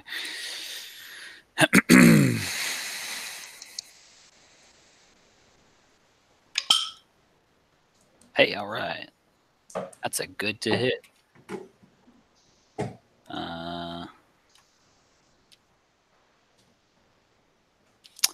1 + 4, 5 on top of 18. 13? Or 23, I mean? Yeah, that hits. Sweet.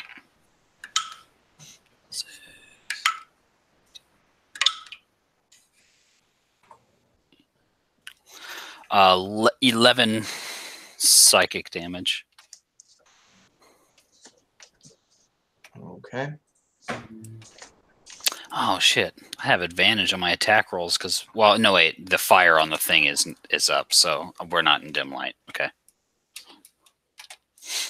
No, yeah. Anything else that you're trying to do, Tessus? Glance past the ghost down the hallway. Anything funky going on? Oh yeah, I have a feeling Ivar's about to announce it. I Now that it's his turn. So Ivar just turns his back to the party and just starts screaming, "Roar!" as he begins firing arrows, using sharpshooter to pick off some of the many, many shadows coming after us. I'm just picking different targets at random. So the first shot was 23. Mm-hmm. Second shot was a 14. That 14 should still hit. Let me just double check. Yeah. Both did 16 points of magical piercing damage. All right. So 2 shots and 2 kills. And then I'm going to use an action point to do this again. That's a 26 and a not natural 20. Okay. 2 hits. And this time it's both 21 points of damage. All right. And 2 more kills. So I just picture he's having like a Rambo-esque moment. But instead of a machine gun, he's just firing these Zoriat arrows down the hallway. Doing ultimately not enough damage, taking out 4 of them in one round as they tumble over one another trying to get at us. It's only the 3 Stooges of effect of all of them trying to get down the hallway at once that's preventing them from getting to us. What exactly are we seeing? So the way that I described it to Kurt in the email was You know, in the movie Aliens, that scene with Gorman and the Puerto Rican chick when they're surrounded and they light off the grenade. Yeah. Yeah. Okay. They look like fucking xenomorphs. No, they're shadows, but it's like that scene with the numbers involved. Okay. Yeah, there's been a lot of noise going on, so a lot of attention being thrown out. And then that strange rumble that you heard following that last shout by Tucker. The combined yell. Got it. And Tucker, he looks back and he looks forward and he smiles and he seems... Even if my form can't last much longer, it seems you will be taking my secrets to the grave. Don't count on it. I knew all along. What? She says, I knew all along. I knew you about Shalom. I just point at Petrie. We'll talk later. Petrie, make a wisdom saving throw. Okay. I gotta hang on, let's see the add-ons. Oh yeah, that's 22. Okay. So you take half of this 16 points of psychic damage as saying that name triggers a very violent reaction in your head, and once more it erupts in silver flame. I meant ghost. Ow, ow, ow. What is it with Petrie and doing harm to himself? It's self-flagellation. Like, I enjoy it. Repentance. I feel like you're just like one of those people who cuts themselves. So the ghost, however, it's still, after making that statement, looks to Tacitus, and I like feeling like he is the reason for all of this stuff happening. Oh,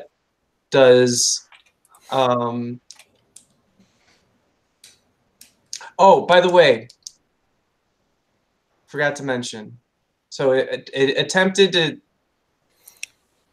possess Tacitus and Ivar, right? And it did possess Kolmar? Mm-hmm. Okay. So, Tacitus, you look like you've aged 20 years. I already did. Ivar, 30 years. Eh. And Kolmar, 10. Now I look like It's I'm really- 50. It's not really that much time for me. So, in the grand scheme. And the spirit once more charges at Tacitus, this time opening its arms out wide. And you can feel it actually grasp you, and it's attempting to pull you up. Uh-huh. So opposed strength or athletics. You know, it would be really great if my strength was not shit.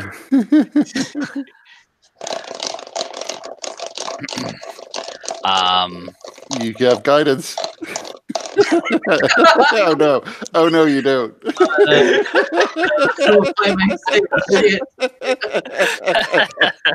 It almost came in handy. Counter proposal. Perhaps my last action point and a shield spell to just like he goes and hugs a shield and he doesn't get to me. That will give you advantage on your check because it's still hitting you with the force and is more interested in pushing you than actually lifting you. Mm-hmm. Mm-hmm. Mm-hmm. Mm-hmm. So you'll get advantage on your check.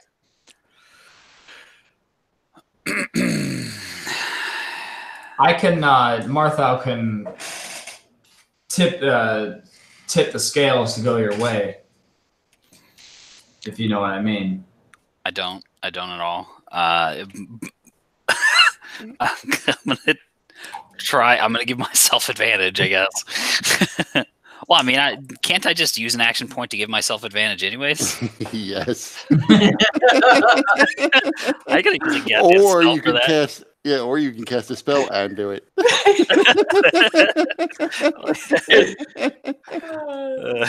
choose the latter. While cinematically it would be cool, I was hoping for a little bit more.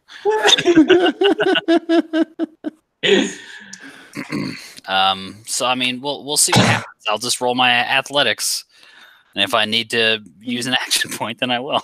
Okay.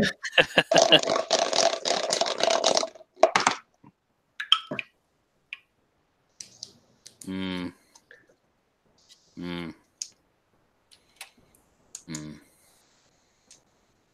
gonna action point. Martha is going to signal to Tacitus, and he feels a little lucky, so he gets an additional 1d6 to his roll. Can you do that as a reaction? I can. Oh, okay. Yeah, I appreciate it. I'll take it. It'll be handy, I'm sure. It does help. I have a 19. And was that with an action point? Yeah. Okay. And you don't have any more action points? I sure don't. What else can I bargain with? Well, you're fine because I rolled a 2. Maybe you should offer possession next time. That seems to do something. I don't think there's any room in here. So thematically, we can say that you still erect the shield spell with your use of an action point, and it hits against you, and you see its energy like trying to push you, and it gets you maybe an inch before you completely ground yourself and weather the force of what it's attempting to do. Okay.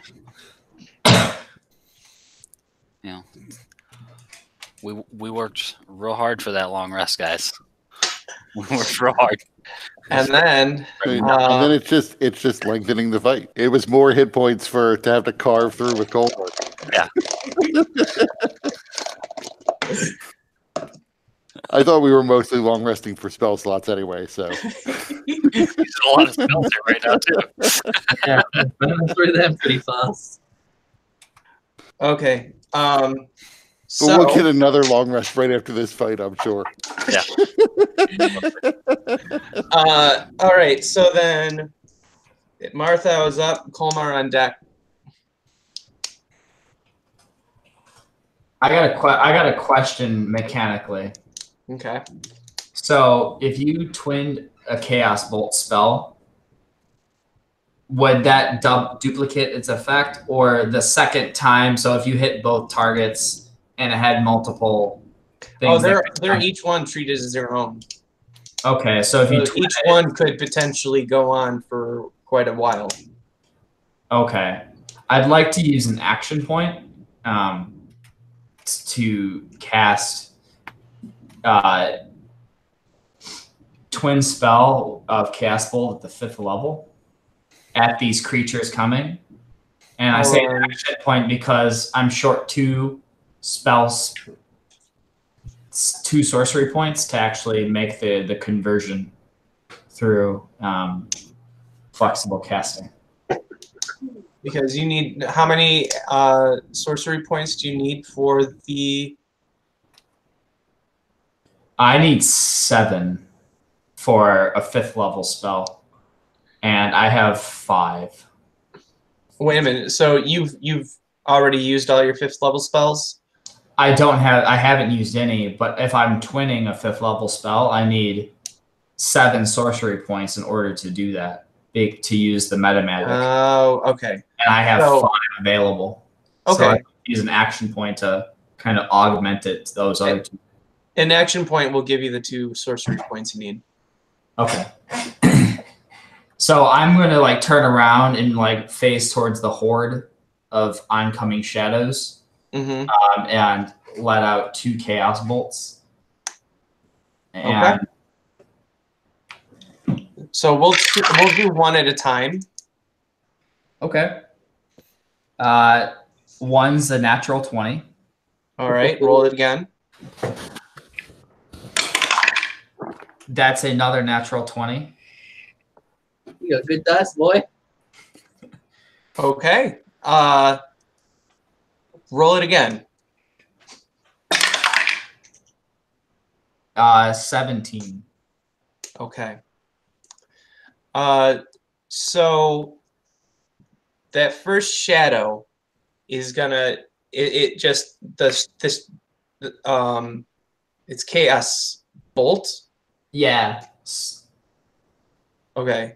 So the chaos bolt doesn't even stop. Like the shadow it hits it, the shadow disintegrates and moves on to the next one. But as it does, it splits off into another. So you're getting a tripled spelled, not a twinned spell. Nice. So roll your attack for your first of 3. Okay. So that's 1d8 plus 4. No, roll the next attack. Oh, sorry. That's a 7 or a 15. That hits. And then it's another 15. Wait a minute. What are you rolling? Yeah, 20-sided for attack. Okay. It sounds like you're rolling more than 1 dice. No, that's just the dice tower. Oh, okay. Oh, okay. Yeah, Are you rolling damage or? I kept knocking dice all over the place. So Okay, so as a 5th level spell, how many damage dice does it do? 5d8. Okay, so let's start with this first attack. So that hit with a 15. So roll the damage there. Let's see. That's 16, 17, 18 plus 19. Okay, so that one's destroyed. But then did you have any doubles? Yeah, I actually had 3 ones. Okay, so then that will split off into another attack. That's a 14. Okay, so that hits. So now what was the original damage dice? 5d8. Now So now it's 4d8. So that's 16 plus 6 is 22. All right, that one's destroyed. Any doubles there? Yeah, actually I had 2 doubles, 2 8s and 2 3s. Okay, well, it can only split once, so. Yeah, so then another attack. That's a 27 or 28. That hits. And that does 17 damage. Okay. Any doubles? Yep. 2 more 8s. All right, so that's another one destroyed, and it splits off again. Natural 1. Okay, roll it again. That's a 12. Don't hit me. So that just hits. So it's not a critical fail, but it is a miss. Okay. So that is your first bolt. Now your second one. It's a 24. It hits. So back up to 5D. Mm-hmm. D8. Let's see. 6, 9, 17. All right, so that's 17 plus 8 is 25. so that's dead. And I got And- doubles. Okay. So now roll another attack with 4d8. It's 25. That hits. And that's 11, 15, 22. All right, so another one dead. No doubles there. Okay, so then that's the end of your second bolt. And now your third bolt. Nat 20. All right, roll it again. Another nat 20. Are you kidding me? No, I'm serious. Roll it again. Your dice tower's weighted. That's Huh? a 13. Okay. So once again, it just goes right through one, just disintegrating it. And then that one splits into another whole bolt. Yeah, we need to pay. There's probably like 99 left. So then go ahead, roll a next attack roll. That's a 12. That just hits. Now damage with the 5d8. Let's see, 7, 14, 17 plus 7. Let's see, 10, 15, 17, 24. All right, so that's dead. And any doubles? Yep. All right. So roll it again with 4d8. That's 11. Miss. No, that's 11. Oh, sorry. I rolled damage. That was my bad. Let me actually, I rolled the d8s, not the 20. Okay. Yeah, it's 11, actually. All right, so that's a miss. So that part's done. Oh, what if I want to use my bad luck to add to that? Sure. Bad luck is a reaction. Yes. Okay. Well, that's actually after a creature. That's somebody else. That's not me. Unless I count as a creature. Generally, you do. Okay. Well, I'll give it. Let me check your bend luck ability real quick. I do not think we'd be doing this much rolling at once, but I mean it's helping you guys. 12 shadows have been killed so far. Bend luck. 12 of how many exactly? Oh yeah, it's only for other creatures, not you. That's fine. So I'm going to use Tides of Chaos. Okay. So then To you'll reroll roll that. another D20. And I got a natural 1. Okay, roll again. Oh wait a minute, no, that's secondly advantage. So it's either the, or wait a minute, is Tides of Chaos? You roll it again, and it, You get advantage on one attack roll. okay. So then yeah, you could take the 11. It's not a crit failure. Yeah, so I'm taking that 11. All right. So then you still have one more bolt, one more full bolt. Jesus. So roll attack. That's a 12. That hits.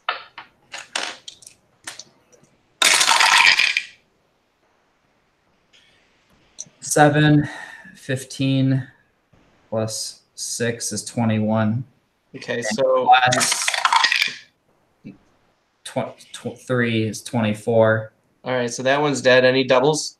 Yeah, 2 3s. Okay, so roll it again with 4d8. That's another 12. Okay, so that hits. 10. Okay, so that one is not killed. Okay. It still jumps, right? It still jumps if you have doubles. I got doubles. Okay.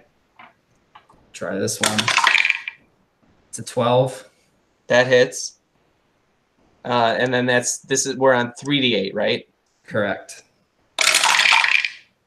That's 16.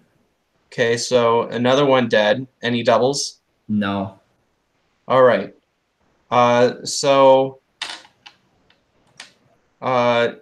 you killed 10 shadows with your quadrupled chaos bolt.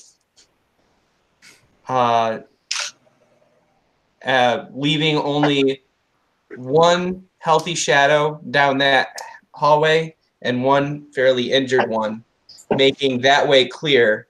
But behind you, in the room full of acid, there are more shadows flying and floating across the acid.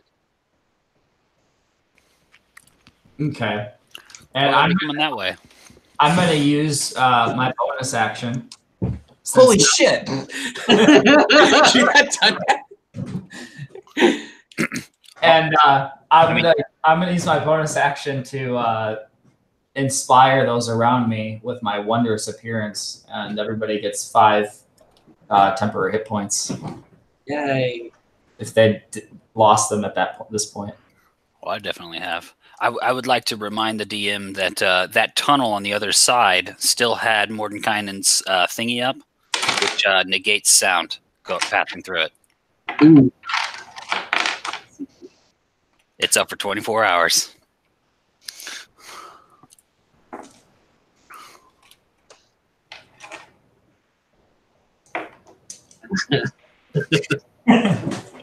All right. And then whiplash shades come from the ceiling.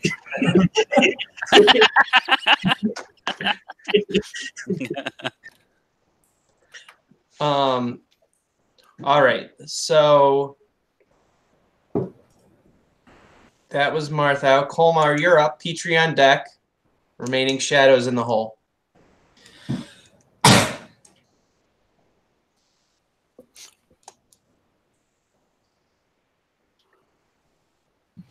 Let's see. The ghost dead now? Nope. Nope. I'm tangling with it right now. Do you see the email I sent you? Just reading it now. Okay. The email say, I don't want to break my invisibility. so I hide.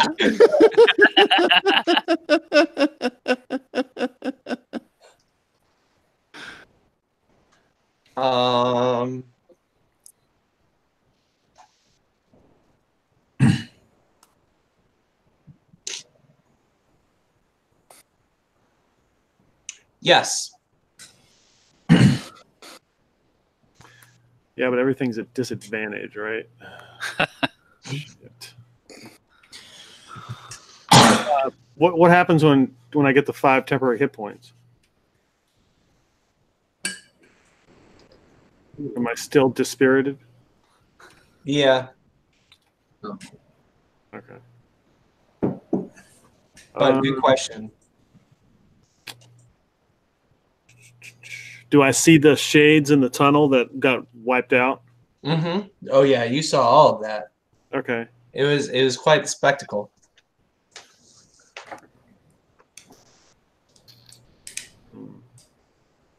I really can't communicate with the Will-O-Wisp, tell them to go kill them, so I guess they will just attack that spirit again. My spot. Well, you can't attack anybody or cast a spell. The Will-O-Wisp can, right? Right. So commanding them, I don't think that counts as breaking your invisibility. Yeah, but it'll give away my spot, my position. Yeah. I mean, I would tell, but I would guess that they would know to continue to attack this thing. Oh yeah, they would continue doing what they were doing unless they were told otherwise. Okay. All right, so they're going to attack it again. Natural 1. Oh boy. And Roll that one again. a 21. Crap. 12. Miss. Critical fail. Roll a percentile. 81. The will of the wisp takes max damage from its own attack. Okay, so it takes 16 lightning damage. And how does that? How much hit points does your will of the wisp have? It gives 22 in the book, so Okay. it's 94. So I don't know how you want to do that. Just whatever its average value is. So if it's 22 hit points, then it has only 6 hit points left, so it's pretty hurt. Okay. It's actually immune to lightning, if you check the book. Yeah, but that's a critical fail. This is whiplash lightning. Yeah, clearly. The other one does 9 damage. What's that? Wouldn't it be resistant to it? Huh? Resistant to the lightning if it's normally immune, and it's whiplash lightning when it knock it off. You underestimate the power of whiplash. So the other thing takes 9 damage with them for half. Okay. So it seems like it stings it pretty bad. Petrie. So there's no shades behind us now. No, only there's 2. shades ahead of us. There's 2 shades behind you. There's 2 shades behind. Oh yeah, gotcha.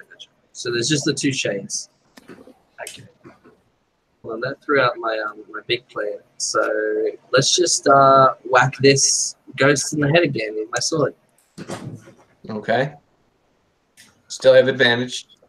Cool. I'm only using. Well, hang on. We'll see if I hit first. 13 and a 19. Oh my god. Do I level up? All right, so you hit. I'm gonna only use a first level smite this time.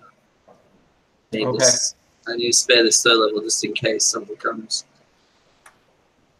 So I roll 3d8 and 2d6. 3d8. No, wait a minute. 4d8 because first level spell with it being undead, that's 3d8 plus 1d8 for so 4d8 plus 2d6. So 4d8 gives me 24. Okay. And then 2d6 gives me 5.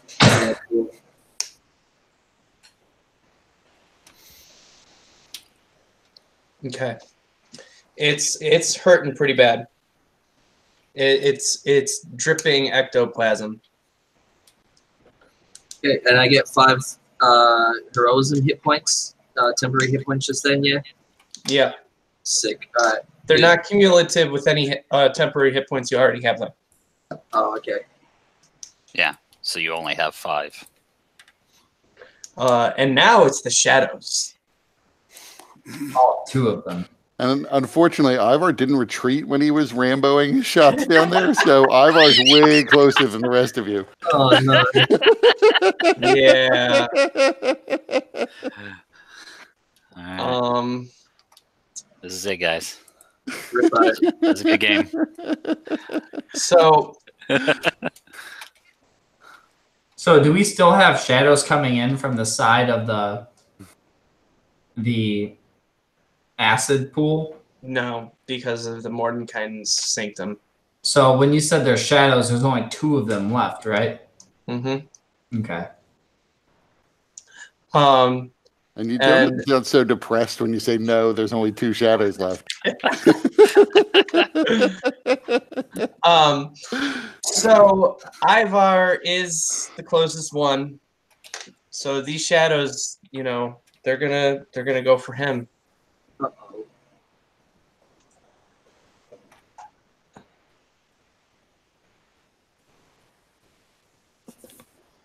So first one.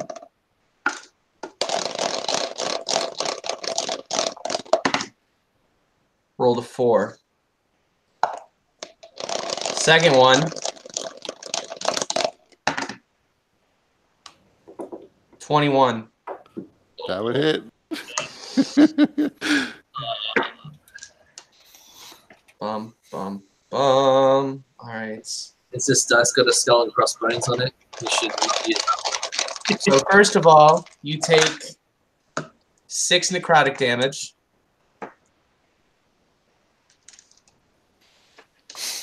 I'm using my metal dice.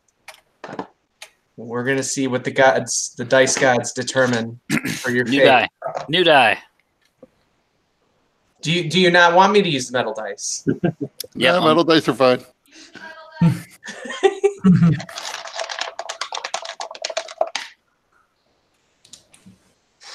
3 strength damage.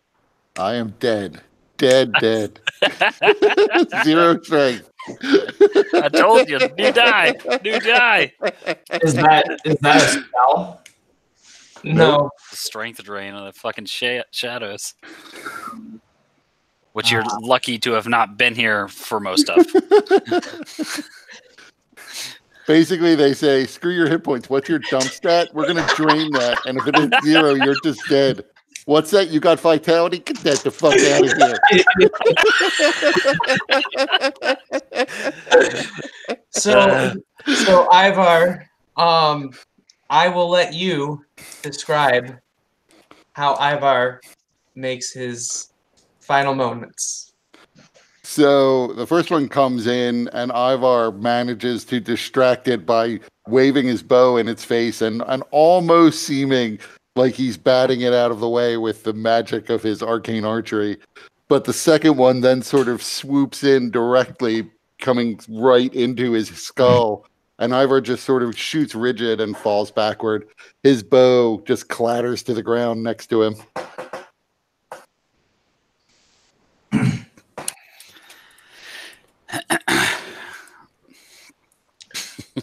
So, the party, especially Marthau, and so Tacitus and Petrie have their own things going on. I don't know if Colmar where he's looking, but certainly Marthau would see what just happened to Ivar.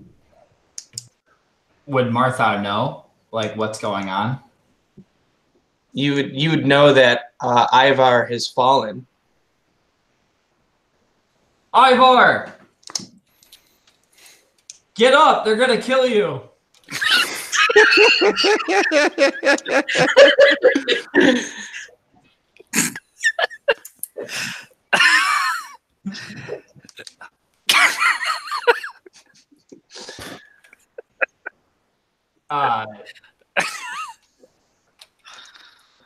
So we need help. Ivar's hurting. I wouldn't know what actually happened to him until I actually inspect his body. Little busy here. There's 2 shadows that are now crawling their way towards the rest of the party. So Tacitus, you're up, and then Ghost. All right, I'm gonna. I'll shove the guy off me and then take my shadow blade and slice through it, I guess. Okay. Is your damn sword still on? Yeah. Of course it is. He just used it. He just smited. Yeah. Doesn't mean he can't make it go away. It's too late for that. Hey, all right. That's all right. I think I rolled well. 20 to hit, cumulative. That hits. All right. Fuck, you really serious? 5, 9, 10. I'm gonna throw in a power surge, so it was 10 psychic and an additional 4 force damage. So 14 total. 14 total, yeah. Okay. It is on its, well, it's a ghost, but it's on its deathbed. If I had an action point, I'd attack it again. And now it is continuing to try and drive you back. Sure. So Did he? He's still under the effect of phantasmal force, right? Oh.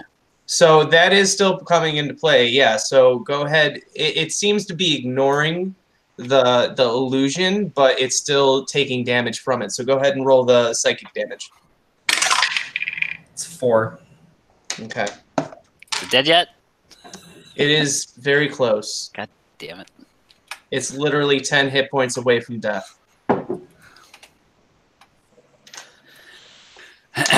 If I'd have only rolled fucking better on my damage. Shit. All right, so Tacitus. Yep. Opposed strength. What do you want from me? As it continues to push you. Yeah. All right. Let's try this again. I don't suppose I can get a little bit of that help again. You can use shield to give you advantage. Oh, you mean another spell used? Yeah. Unless power surge requires a reaction, then you're screwed. Power surge, no, it's just part of the damage. All right, so you could use shield. I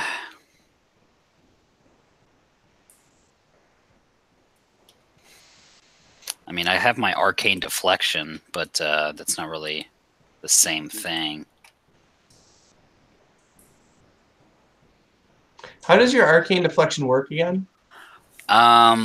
Basically, it's whenever I'm hit with an attack or fail a saving throw, I can use it to use a reaction to give my. I can either, if it's an attack, I get +2 to my AC, or a saving throw, it's +4 against it. Potentially, you know. But does that require you to not cast a spell in the next round? Is that what it is? Right. Okay. Just limited to cantrips, right? Right. Okay. Which is why I like my Shadow Blade, because it's already cast.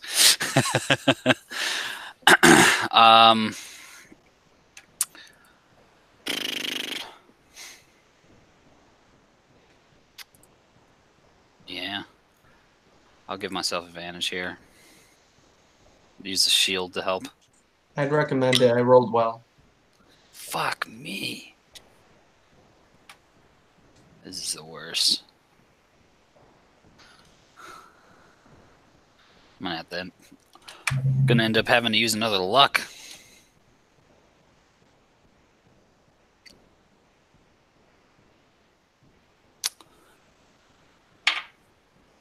Luck.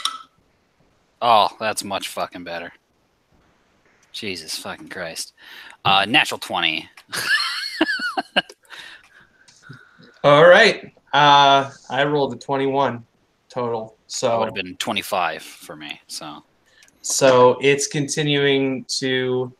And did you use shield? The shield? Yeah. Yeah. So you used shield to once more reinforce the force barrier between you and it. And it pushed fiercely, and it sent you back maybe another inch, but once again, you were able to hold your ground. Marthau, then Colmar. And Colmar, did you do that thing? No. Okay. So Martha's turn? Yes. So Martha is going to he's gonna scream in rage, and noticing that the creatures are coming at him and leaving Ivar's body, he's gonna cast a level 2 Chaos Bolt. Okay. I'm just imagining this this scream of rage being like, eh. That's a 28. To hit? 1. Wait, to hit? Did you roll your attack? Yeah, that's the hit. You rolled a 28? Sounds like you got a 19. Yeah, I got a 19 and Oh, okay. 9. All right. Yeah, almost. That hits. And it does 12, 16 damage. Okay. So that one's dead. Any And doubles? No doubles. Okay. So you got one shadow left. And I'm going to use my bonus action to give a bardic inspiration die to Tacitus. Okay. I'll fucking use it, man. And then also, since that's my first spell slot after casting Tides of Chaos, I think we have Oh, yes. I Wild think- Magic Surge. Wild Magic Surge table roll. Jesus. Oh, this is Don't going roll to be good. No fireball, no fireball, no fireball.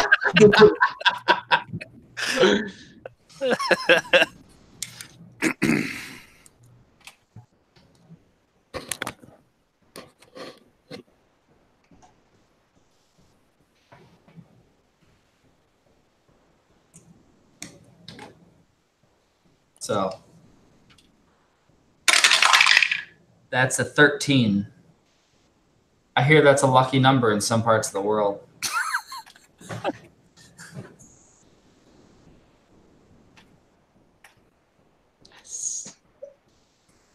This is going to be interesting. All right. The caster's form becomes bright and vibrant like a cartoon. Also, confusion is cast centered on the caster. 10-foot radius. That would be Petrie, Tacitus, Martha, and unless you moved and didn't tell me, and I think you did move and didn't tell me, you might not be affected. So 10-foot radius. Yeah. Yeah, I don't. But you guys still get a chance to save first. So Martha, what's your spell save DC? 17, right? Yeah, it's 17. Okay. So I believe that's a wisdom saving throw. Good. Yeah, wisdom, yeah. And I Does think to save. yeah, you get to save. And I think Tacitus, with your inspiration, you can also use that as a saving throw, I think. What? The bardic inspiration that Martha gave you? Oh, yeah. Here we go. Jesus fucking Christ. 18. I'll take it. 12. What's your die? It's a D6, right? Yes. Yeah. 6. I had to roll a 5 or a 6. I rolled a 2. Okay, so Tacitus is confused. I rolled a 17. Okay, so you beat it then. Just beat my own DC. Yeah. But you're still bright and vibrant like a cartoon character right now. You're cell shaded. Ah. So annoying. And then Colmar, did you have to save? Were you in the area? 10-foot radius from Martha? I don't know. I mean, that's a good question. I mean, I could just 50-50 chance I was. So let me roll. No, I wasn't. And then If I didn't have to use a shield, I could have had my arcane deflection there. also, there's nothing that says ghosts cannot be confused. So let's see if the ghost gets confused.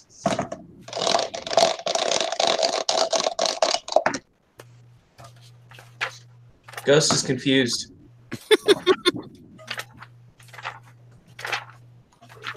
I would really hate to roll the moves in a random direction right into the fucking pit of... All right, Colmar, you're up. Petrie on deck, Shadow in the hole. So does that mean the Will-O-Wisp have to see if they are confused? Oh, yes. Yes, they do.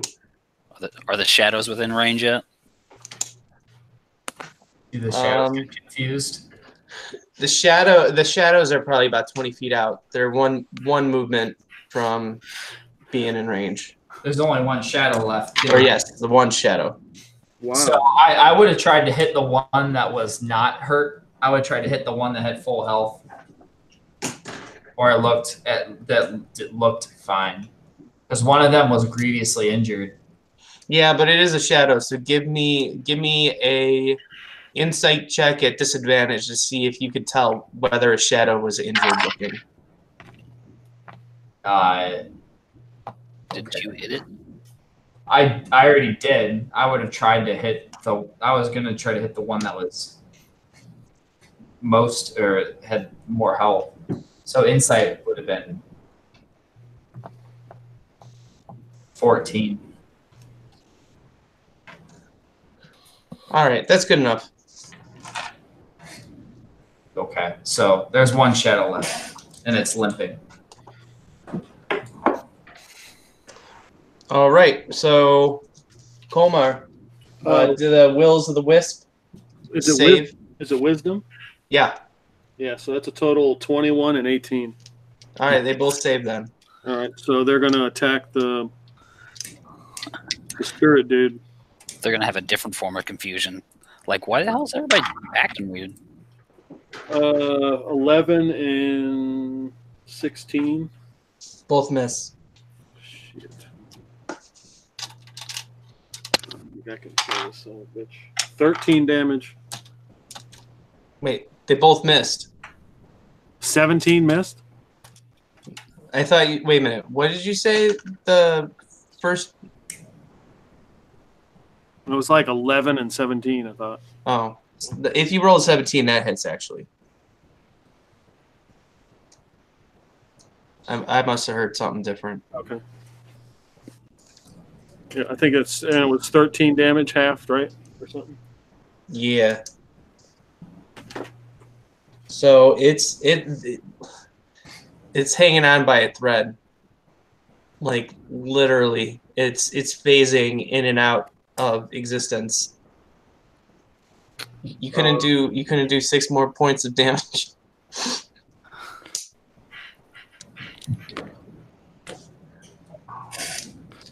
Do I see what happened to Ivar? Yeah. Okay. And you do see the shadow coming. Ray's dead.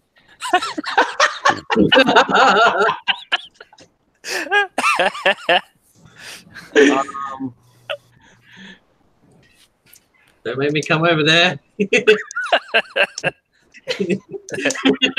You'll just be like, Ivar, get up. So I'm going to make my way over there to check on Ivar, see what's going on. Okay. All right, Petrie, you're up. Okay. Because. Okay. So how far away is Ivar from me? Probably about 25 feet. All right. So it'll take me like 50 years to get over there. So, in any case, I'm going to kill this ghost. I'm going to try and hit it with my flaming sword. So let's see how we go. We got a 9 and we got a 15. Both miss. Oh, that's the beginning roll. That wasn't with the adding bits. So I gotta add my my bonuses, my proficiency and stuff. So 15. That'll be like 18. Okay. 18 hits. Well, they die then.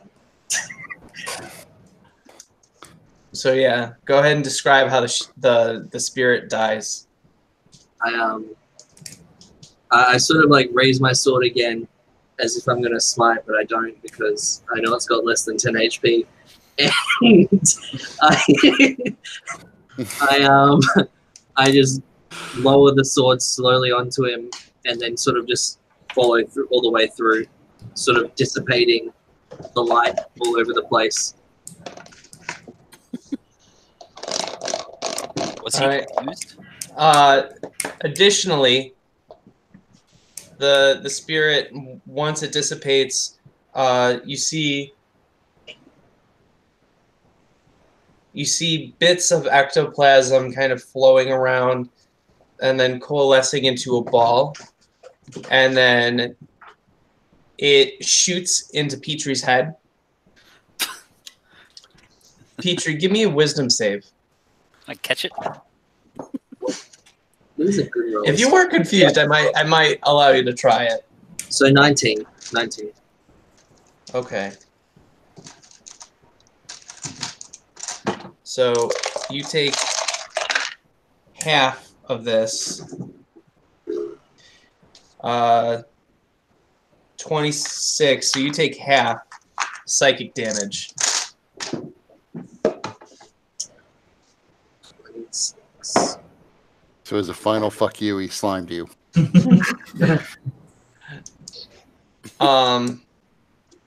Anything else you're doing? I'm gonna start to waddle my ass over towards the shade and Ivor. My cats don't get along real well right now. And I can't tell if they're fighting or playing.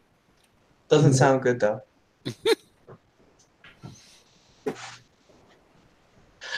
All right. They're just LARPing out this combat.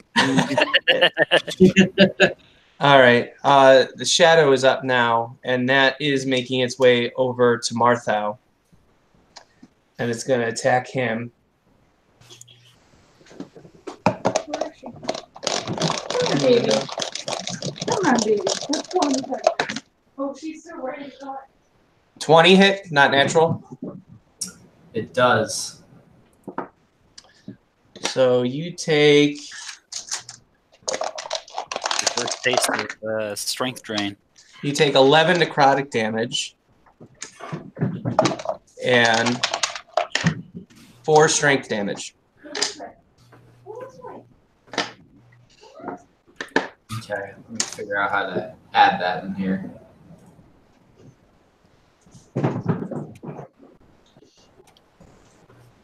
I was just remembering I was at 3 strength since it was sort of a permanent condition after a while.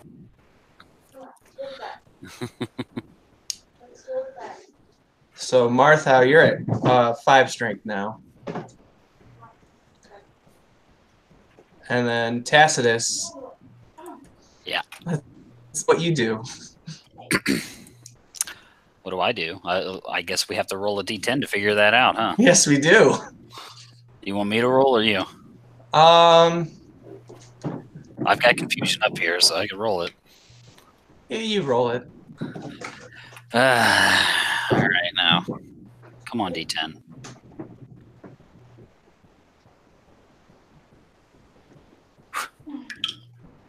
A 4. The creature doesn't move or take actions this turn. I just stand there.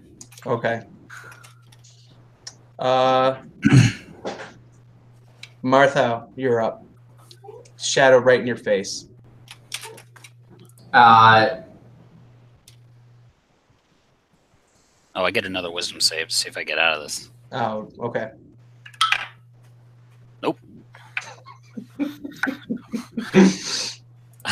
Proficient. Can't roll shit. I'm going to backing away without disengaging would do a attack of opportunity. If you take a disengage action, Yeah, without disengaging. it would be an attack of opportunity.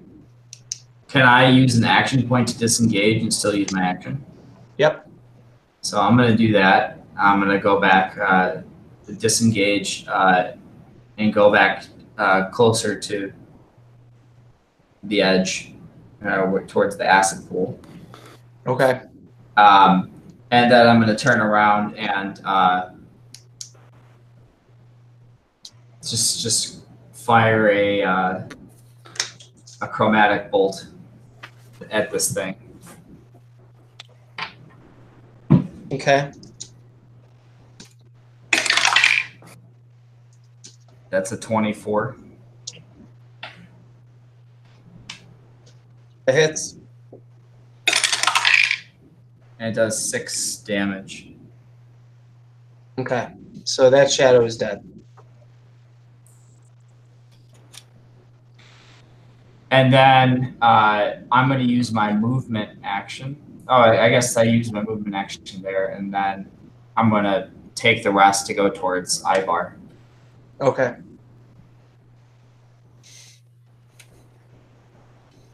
So that's the last of them, right? We're out of combat. Technically, Tacitus is still affected by the confusion. So let's make a roll to see what Tacitus is going to do next. 8. The creature uses its action to make a melee attack against a randomly determined creature within its reach. Okay. The only creature I know that's in your reach is Petrie. So make an attack against Petrie. Oh. Stop it, old man. And you have advantage on him because he's all hobbled and shit. Yeah, I deserve it, I guess. It's a good thing I'm rolling shit tonight. Because that's, let's see here. Plus 5, 16 to hit. It doesn't hit. Okay. So give me a wisdom save. Fuck me. Come on. Stop rolling. There we go. There we go. I'm good. Yeah, 24. Okay. Just shake. Son of a bitch. That. What? Hitting Petrie felt right. Shook you out of it. Hey, I know when to hit him harder.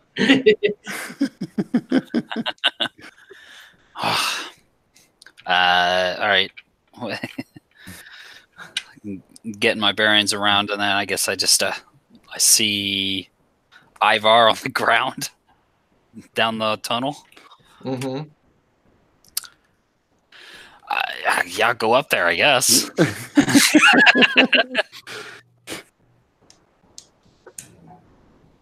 All right. So you guys see Ivar's lifeless body before you.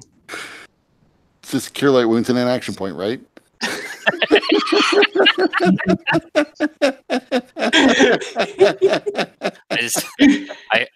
I looked to Petrie.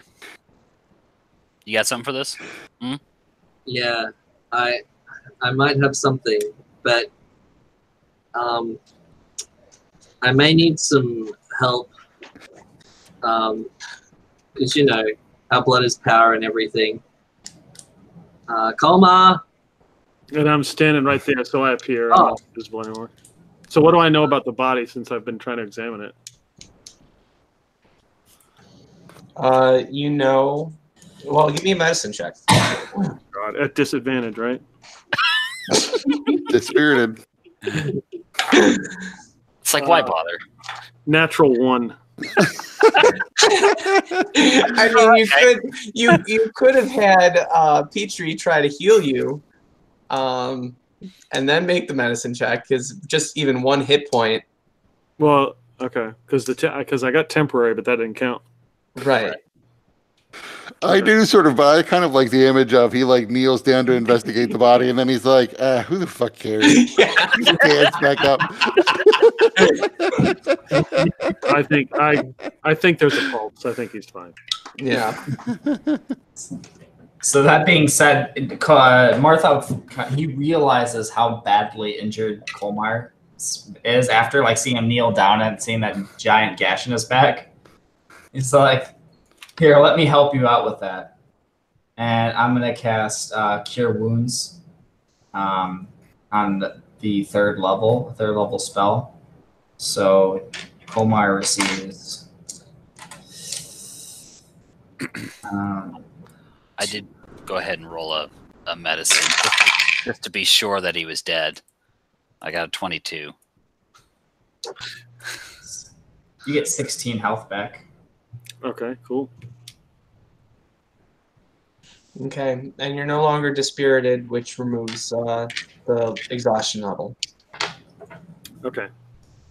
So what I was thinking is that I was going to do some spell sorcery, kind of shove 2 spells together and see what happens. Plus, with a little bit of help from Colmar's Raise the Dead, maybe we can bring him back. Colmar can't raise the dead. Colmar, can you raise the dead? No, animate. Oh, well, fuck. But I got 6 action points, so talk to me. Talk to me, Peter. What do you want to do? Okay, so what my plan was to put Lesser Restoration and Revivify together. Now, Revivify's 3rd level, Lesser Restoration 2nd level. I've got spell slots for both of them. But I'm not sure how hard this Vitality Points rule is. And though I am a cleric of bringing shit back to life, I never have brought anyone back to life. I was taught how to do this. So hold on. Lesser Restoration wouldn't help you. Oh, wouldn't it? You need Greater Restoration. All right. So we have a couple like, you know, the good points, the good action points. The Lesser Restoration is a little bit more of a better restoration. Yeah. Martha was willing to chip in. What? Martha was willing to chip in an action point, or any number of cure wounds, or healing, or heroism. You know, I have a couple things that might be able to give some help, but not in like a direct way. So if this were just from pure hit point loss, the cure wounds might help, but because it's strength drain, it is much more difficult, and especially given this place. And Colmar, you would know that Ivar is likely to be raised as a shadow and is likely already in the process of turning. So you do have limited time to determine what you're going to be doing next. Doesn't the Revivify help that? Yeah. Well, Revivify restores a character to 1 hit point. It doesn't remove ability score loss. That's So why. Ivar would wake up and then die again because his heart would stop because it's too weak to pump. But I died with 94 hit points.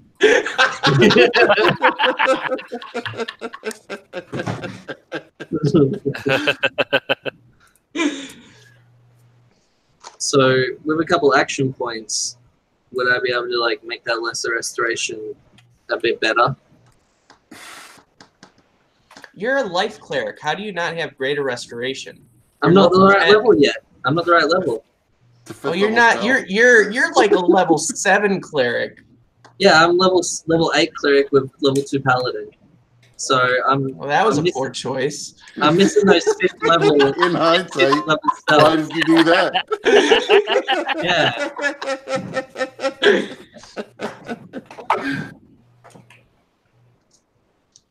So yeah.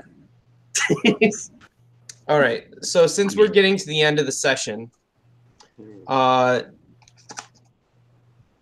I'm going to say is action points spent for the purpose of helping Ivar are going to carry over in the next session.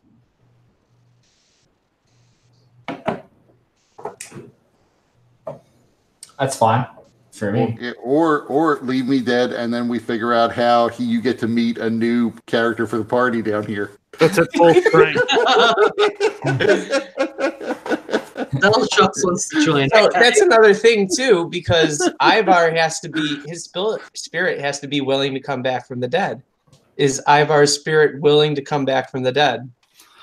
Rather be stuck here, probably. Yeah, since my alternative is I'm stuck here forever, Yes. I probably would say yes. Spirit left. I was gonna banish your ass out of here. If only I was strong enough, I could carry his body as we go through here. But no, I've been strength drained. Revivify only works within a minute, so It's been still within a minute. yeah. It was only 2 rounds, really, since Ivar got killed, and then so we're still within like 30 seconds. Oh yeah, he hasn't even started to stink. So no wonder why I think he's alive. All right, so Petrie, Mhm. if you're willing to cast Revivify and sacrifice 2 of your action points for next session, we can revive Ivar with 1 strength. Yeah, no, you can die. No, I'm just kidding. Yeah, we'll do that.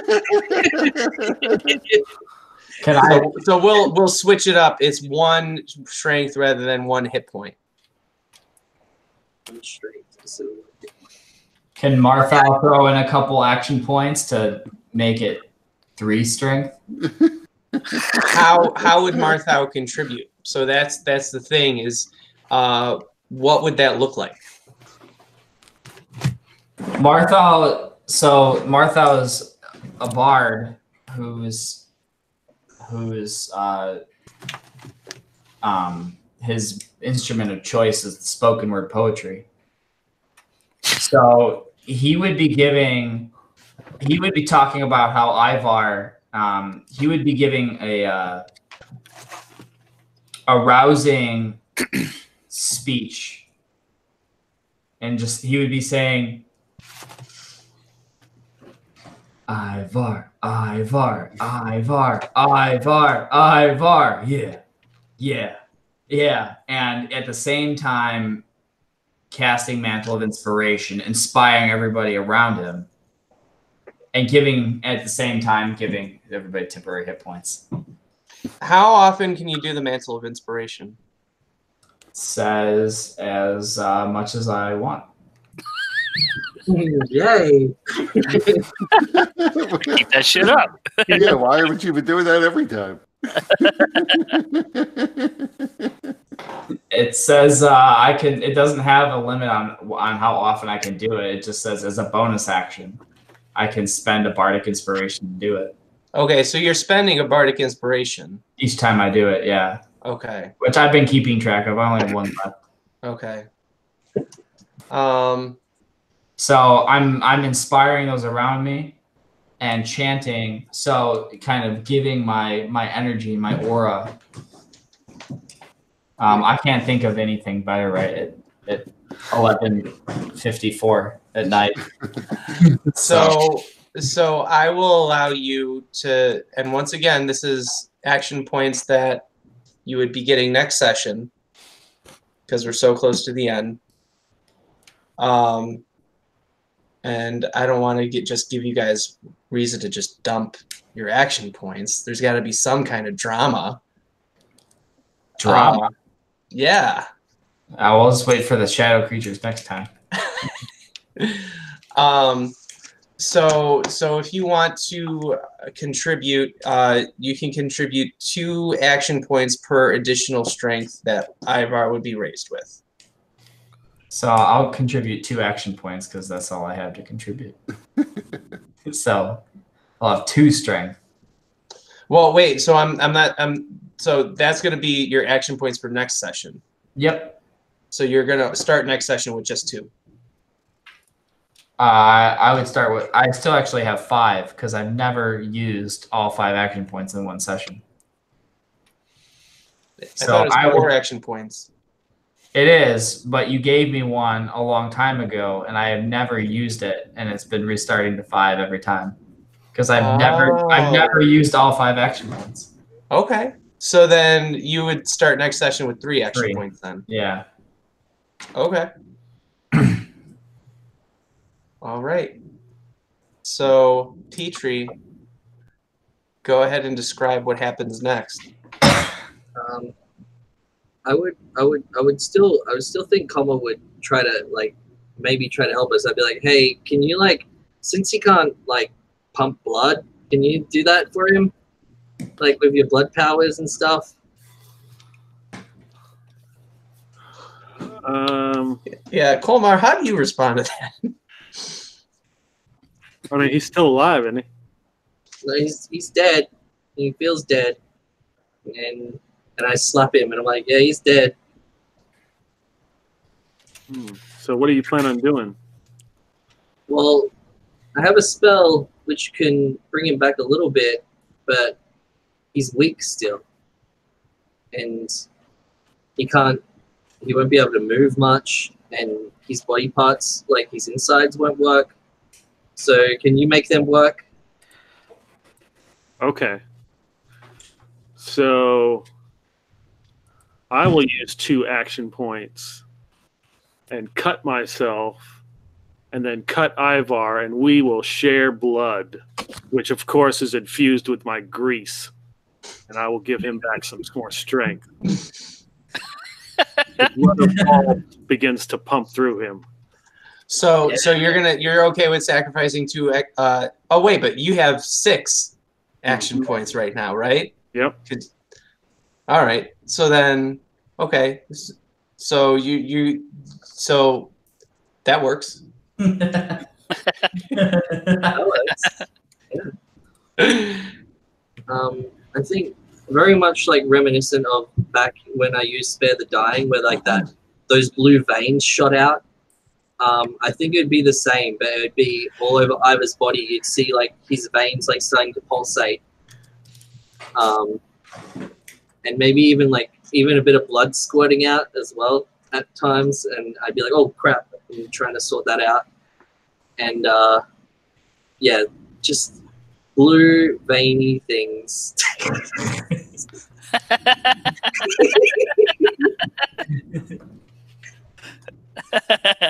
I like to think I've got Silver Flame and Blood of Vol both battling inside me. Yeah, I think that's a cool thing. Yeah. Just a planar battlefield, as we all are. And when you sweat a lot, it gets real greasy. And Ivar, your More eyes body horror. your eyes shoot open and you take a breath. What the hell just? And I just pass out again. But I'm breathing. And you're brought back to 3 strength. And at that point, you hear a monstrous roar from down in the tunnel. And we'll end there. Yeah, that's sick. What did everybody think? It's a good Get session. out of here. It was fun. Yeah, it was crazy. Yeah, I've been ready to get out of here since we fell down the pit in the first place. I was this close to being like, I'm just going to use my cook cape and fly up back out of this hole. I'll see you guys when you get to the top. It can't be that big. Right, we fell for a long time, but I can just fly for as long as I'm away from Petrie's sword. Yeah, right. Until I get there. No, it was fun. It's difficult to attack something when you don't know, you don't necessarily have all the tools to attack it. Yeah. So Ghosts are hard because once they possess someone, that's it. Like it's not even like you save every day. You are just possessed by a ghost until the ghost does whatever it's there to do. Yeah. So Cleric you basically dead. right. You basically got to exercise it to get rid of it. Cast greater restoration to get rid of it. Which, by the way, Tacitus, had you been possessed, the ghost would have jumped you into the pit with acid. Oh wow. He would have tried. My concern when Colmar bum rushed over to Tacitus was that he was just going to try to tackle him, so that they both went into the acid, and then it just flies back out. Like the acid doesn't hurt the ghost. Yeah, that's exactly what he was trying to do, but he never got a chance to do it. And then when he got knocked out of Colmar, he was trying to cast that Thunder Wave to get Colmar, Tacitus, and I think Petrie was in the way there too, all knocked into the acid, but then you had a counterspell. Yep. I know that spell well. I have it. There were several moments of disappointment on your face tonight, Mike. I was like, I was really looking forward to dunking someone in the ass. A counterspell, and most of them came from Tacitus. Yeah. Counterspell and the Mordecai in its private sanctum. Yeah. There are two shades. The interesting thing about this ghost, though, was it didn't have a luck point; it had an action point. Oh. So that's something unusual. Whiplash point, sweet.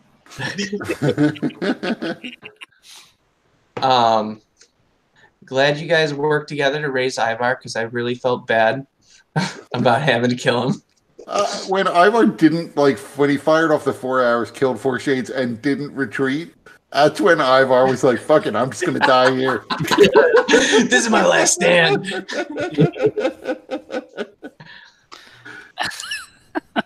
But I was already working out a plan, like, all right, so you got 4 hours before you turn into a shade. You'll raise, and then, as a spirit, maybe you can help out with the group to a limited degree. And then Colmar was going to raise your body and molest it in ways that are unspeakable.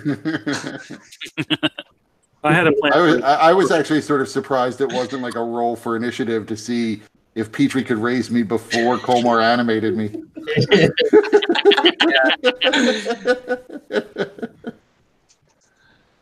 Yeah, I'm sorry if you planned on doing that. That would have been fun too. All right, so we're going to pick up in 2 weeks, and you guys are about to meet Zelshox. Great. That's what you think. At least all of us are here. Yeah, I know. And at full strength. We went nowhere. Yeah, we're after. Yes, we did not advance at all. We're gonna go back. We're gonna take another fucking long rest. Yep. Okay, we're gonna hide out for 24 hours so we can take another long rest. The next session, I'm mass banishing your asses out of here.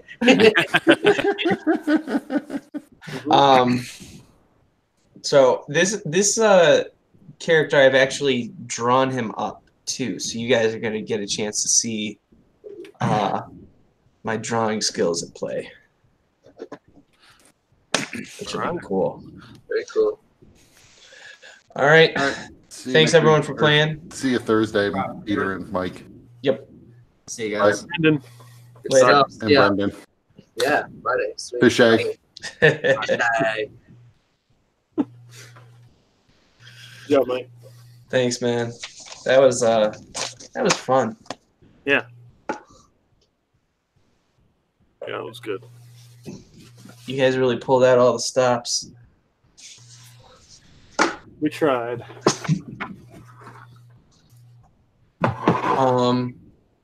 So I may send you a little bit more information about that dude. Since he possessed you and everything, and especially because you allowed it. Mm-hmm. I think there will be some additional little things that you might be able to glean from that. Okay. Yeah, I was just thinking we've run into all these different spirits, and Kolmar is kind of in the mindset that,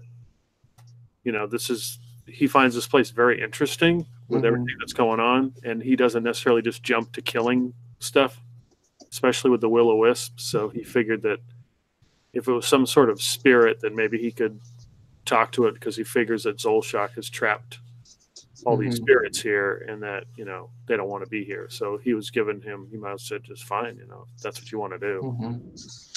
Yeah, that would have worked out in 90% of the cases, but with this one in particular, no, it was fine. Yeah, it was fine. And then I figured once I was in there, I could try to learn something from him and try to negotiate with him. Yeah. But now you've been touched by this thing, so that may have some other additional interesting things that happen. Okay, cool. But yeah. All right, it's late. I gotta get going. Okay. Take care, man. Okay, take it easy.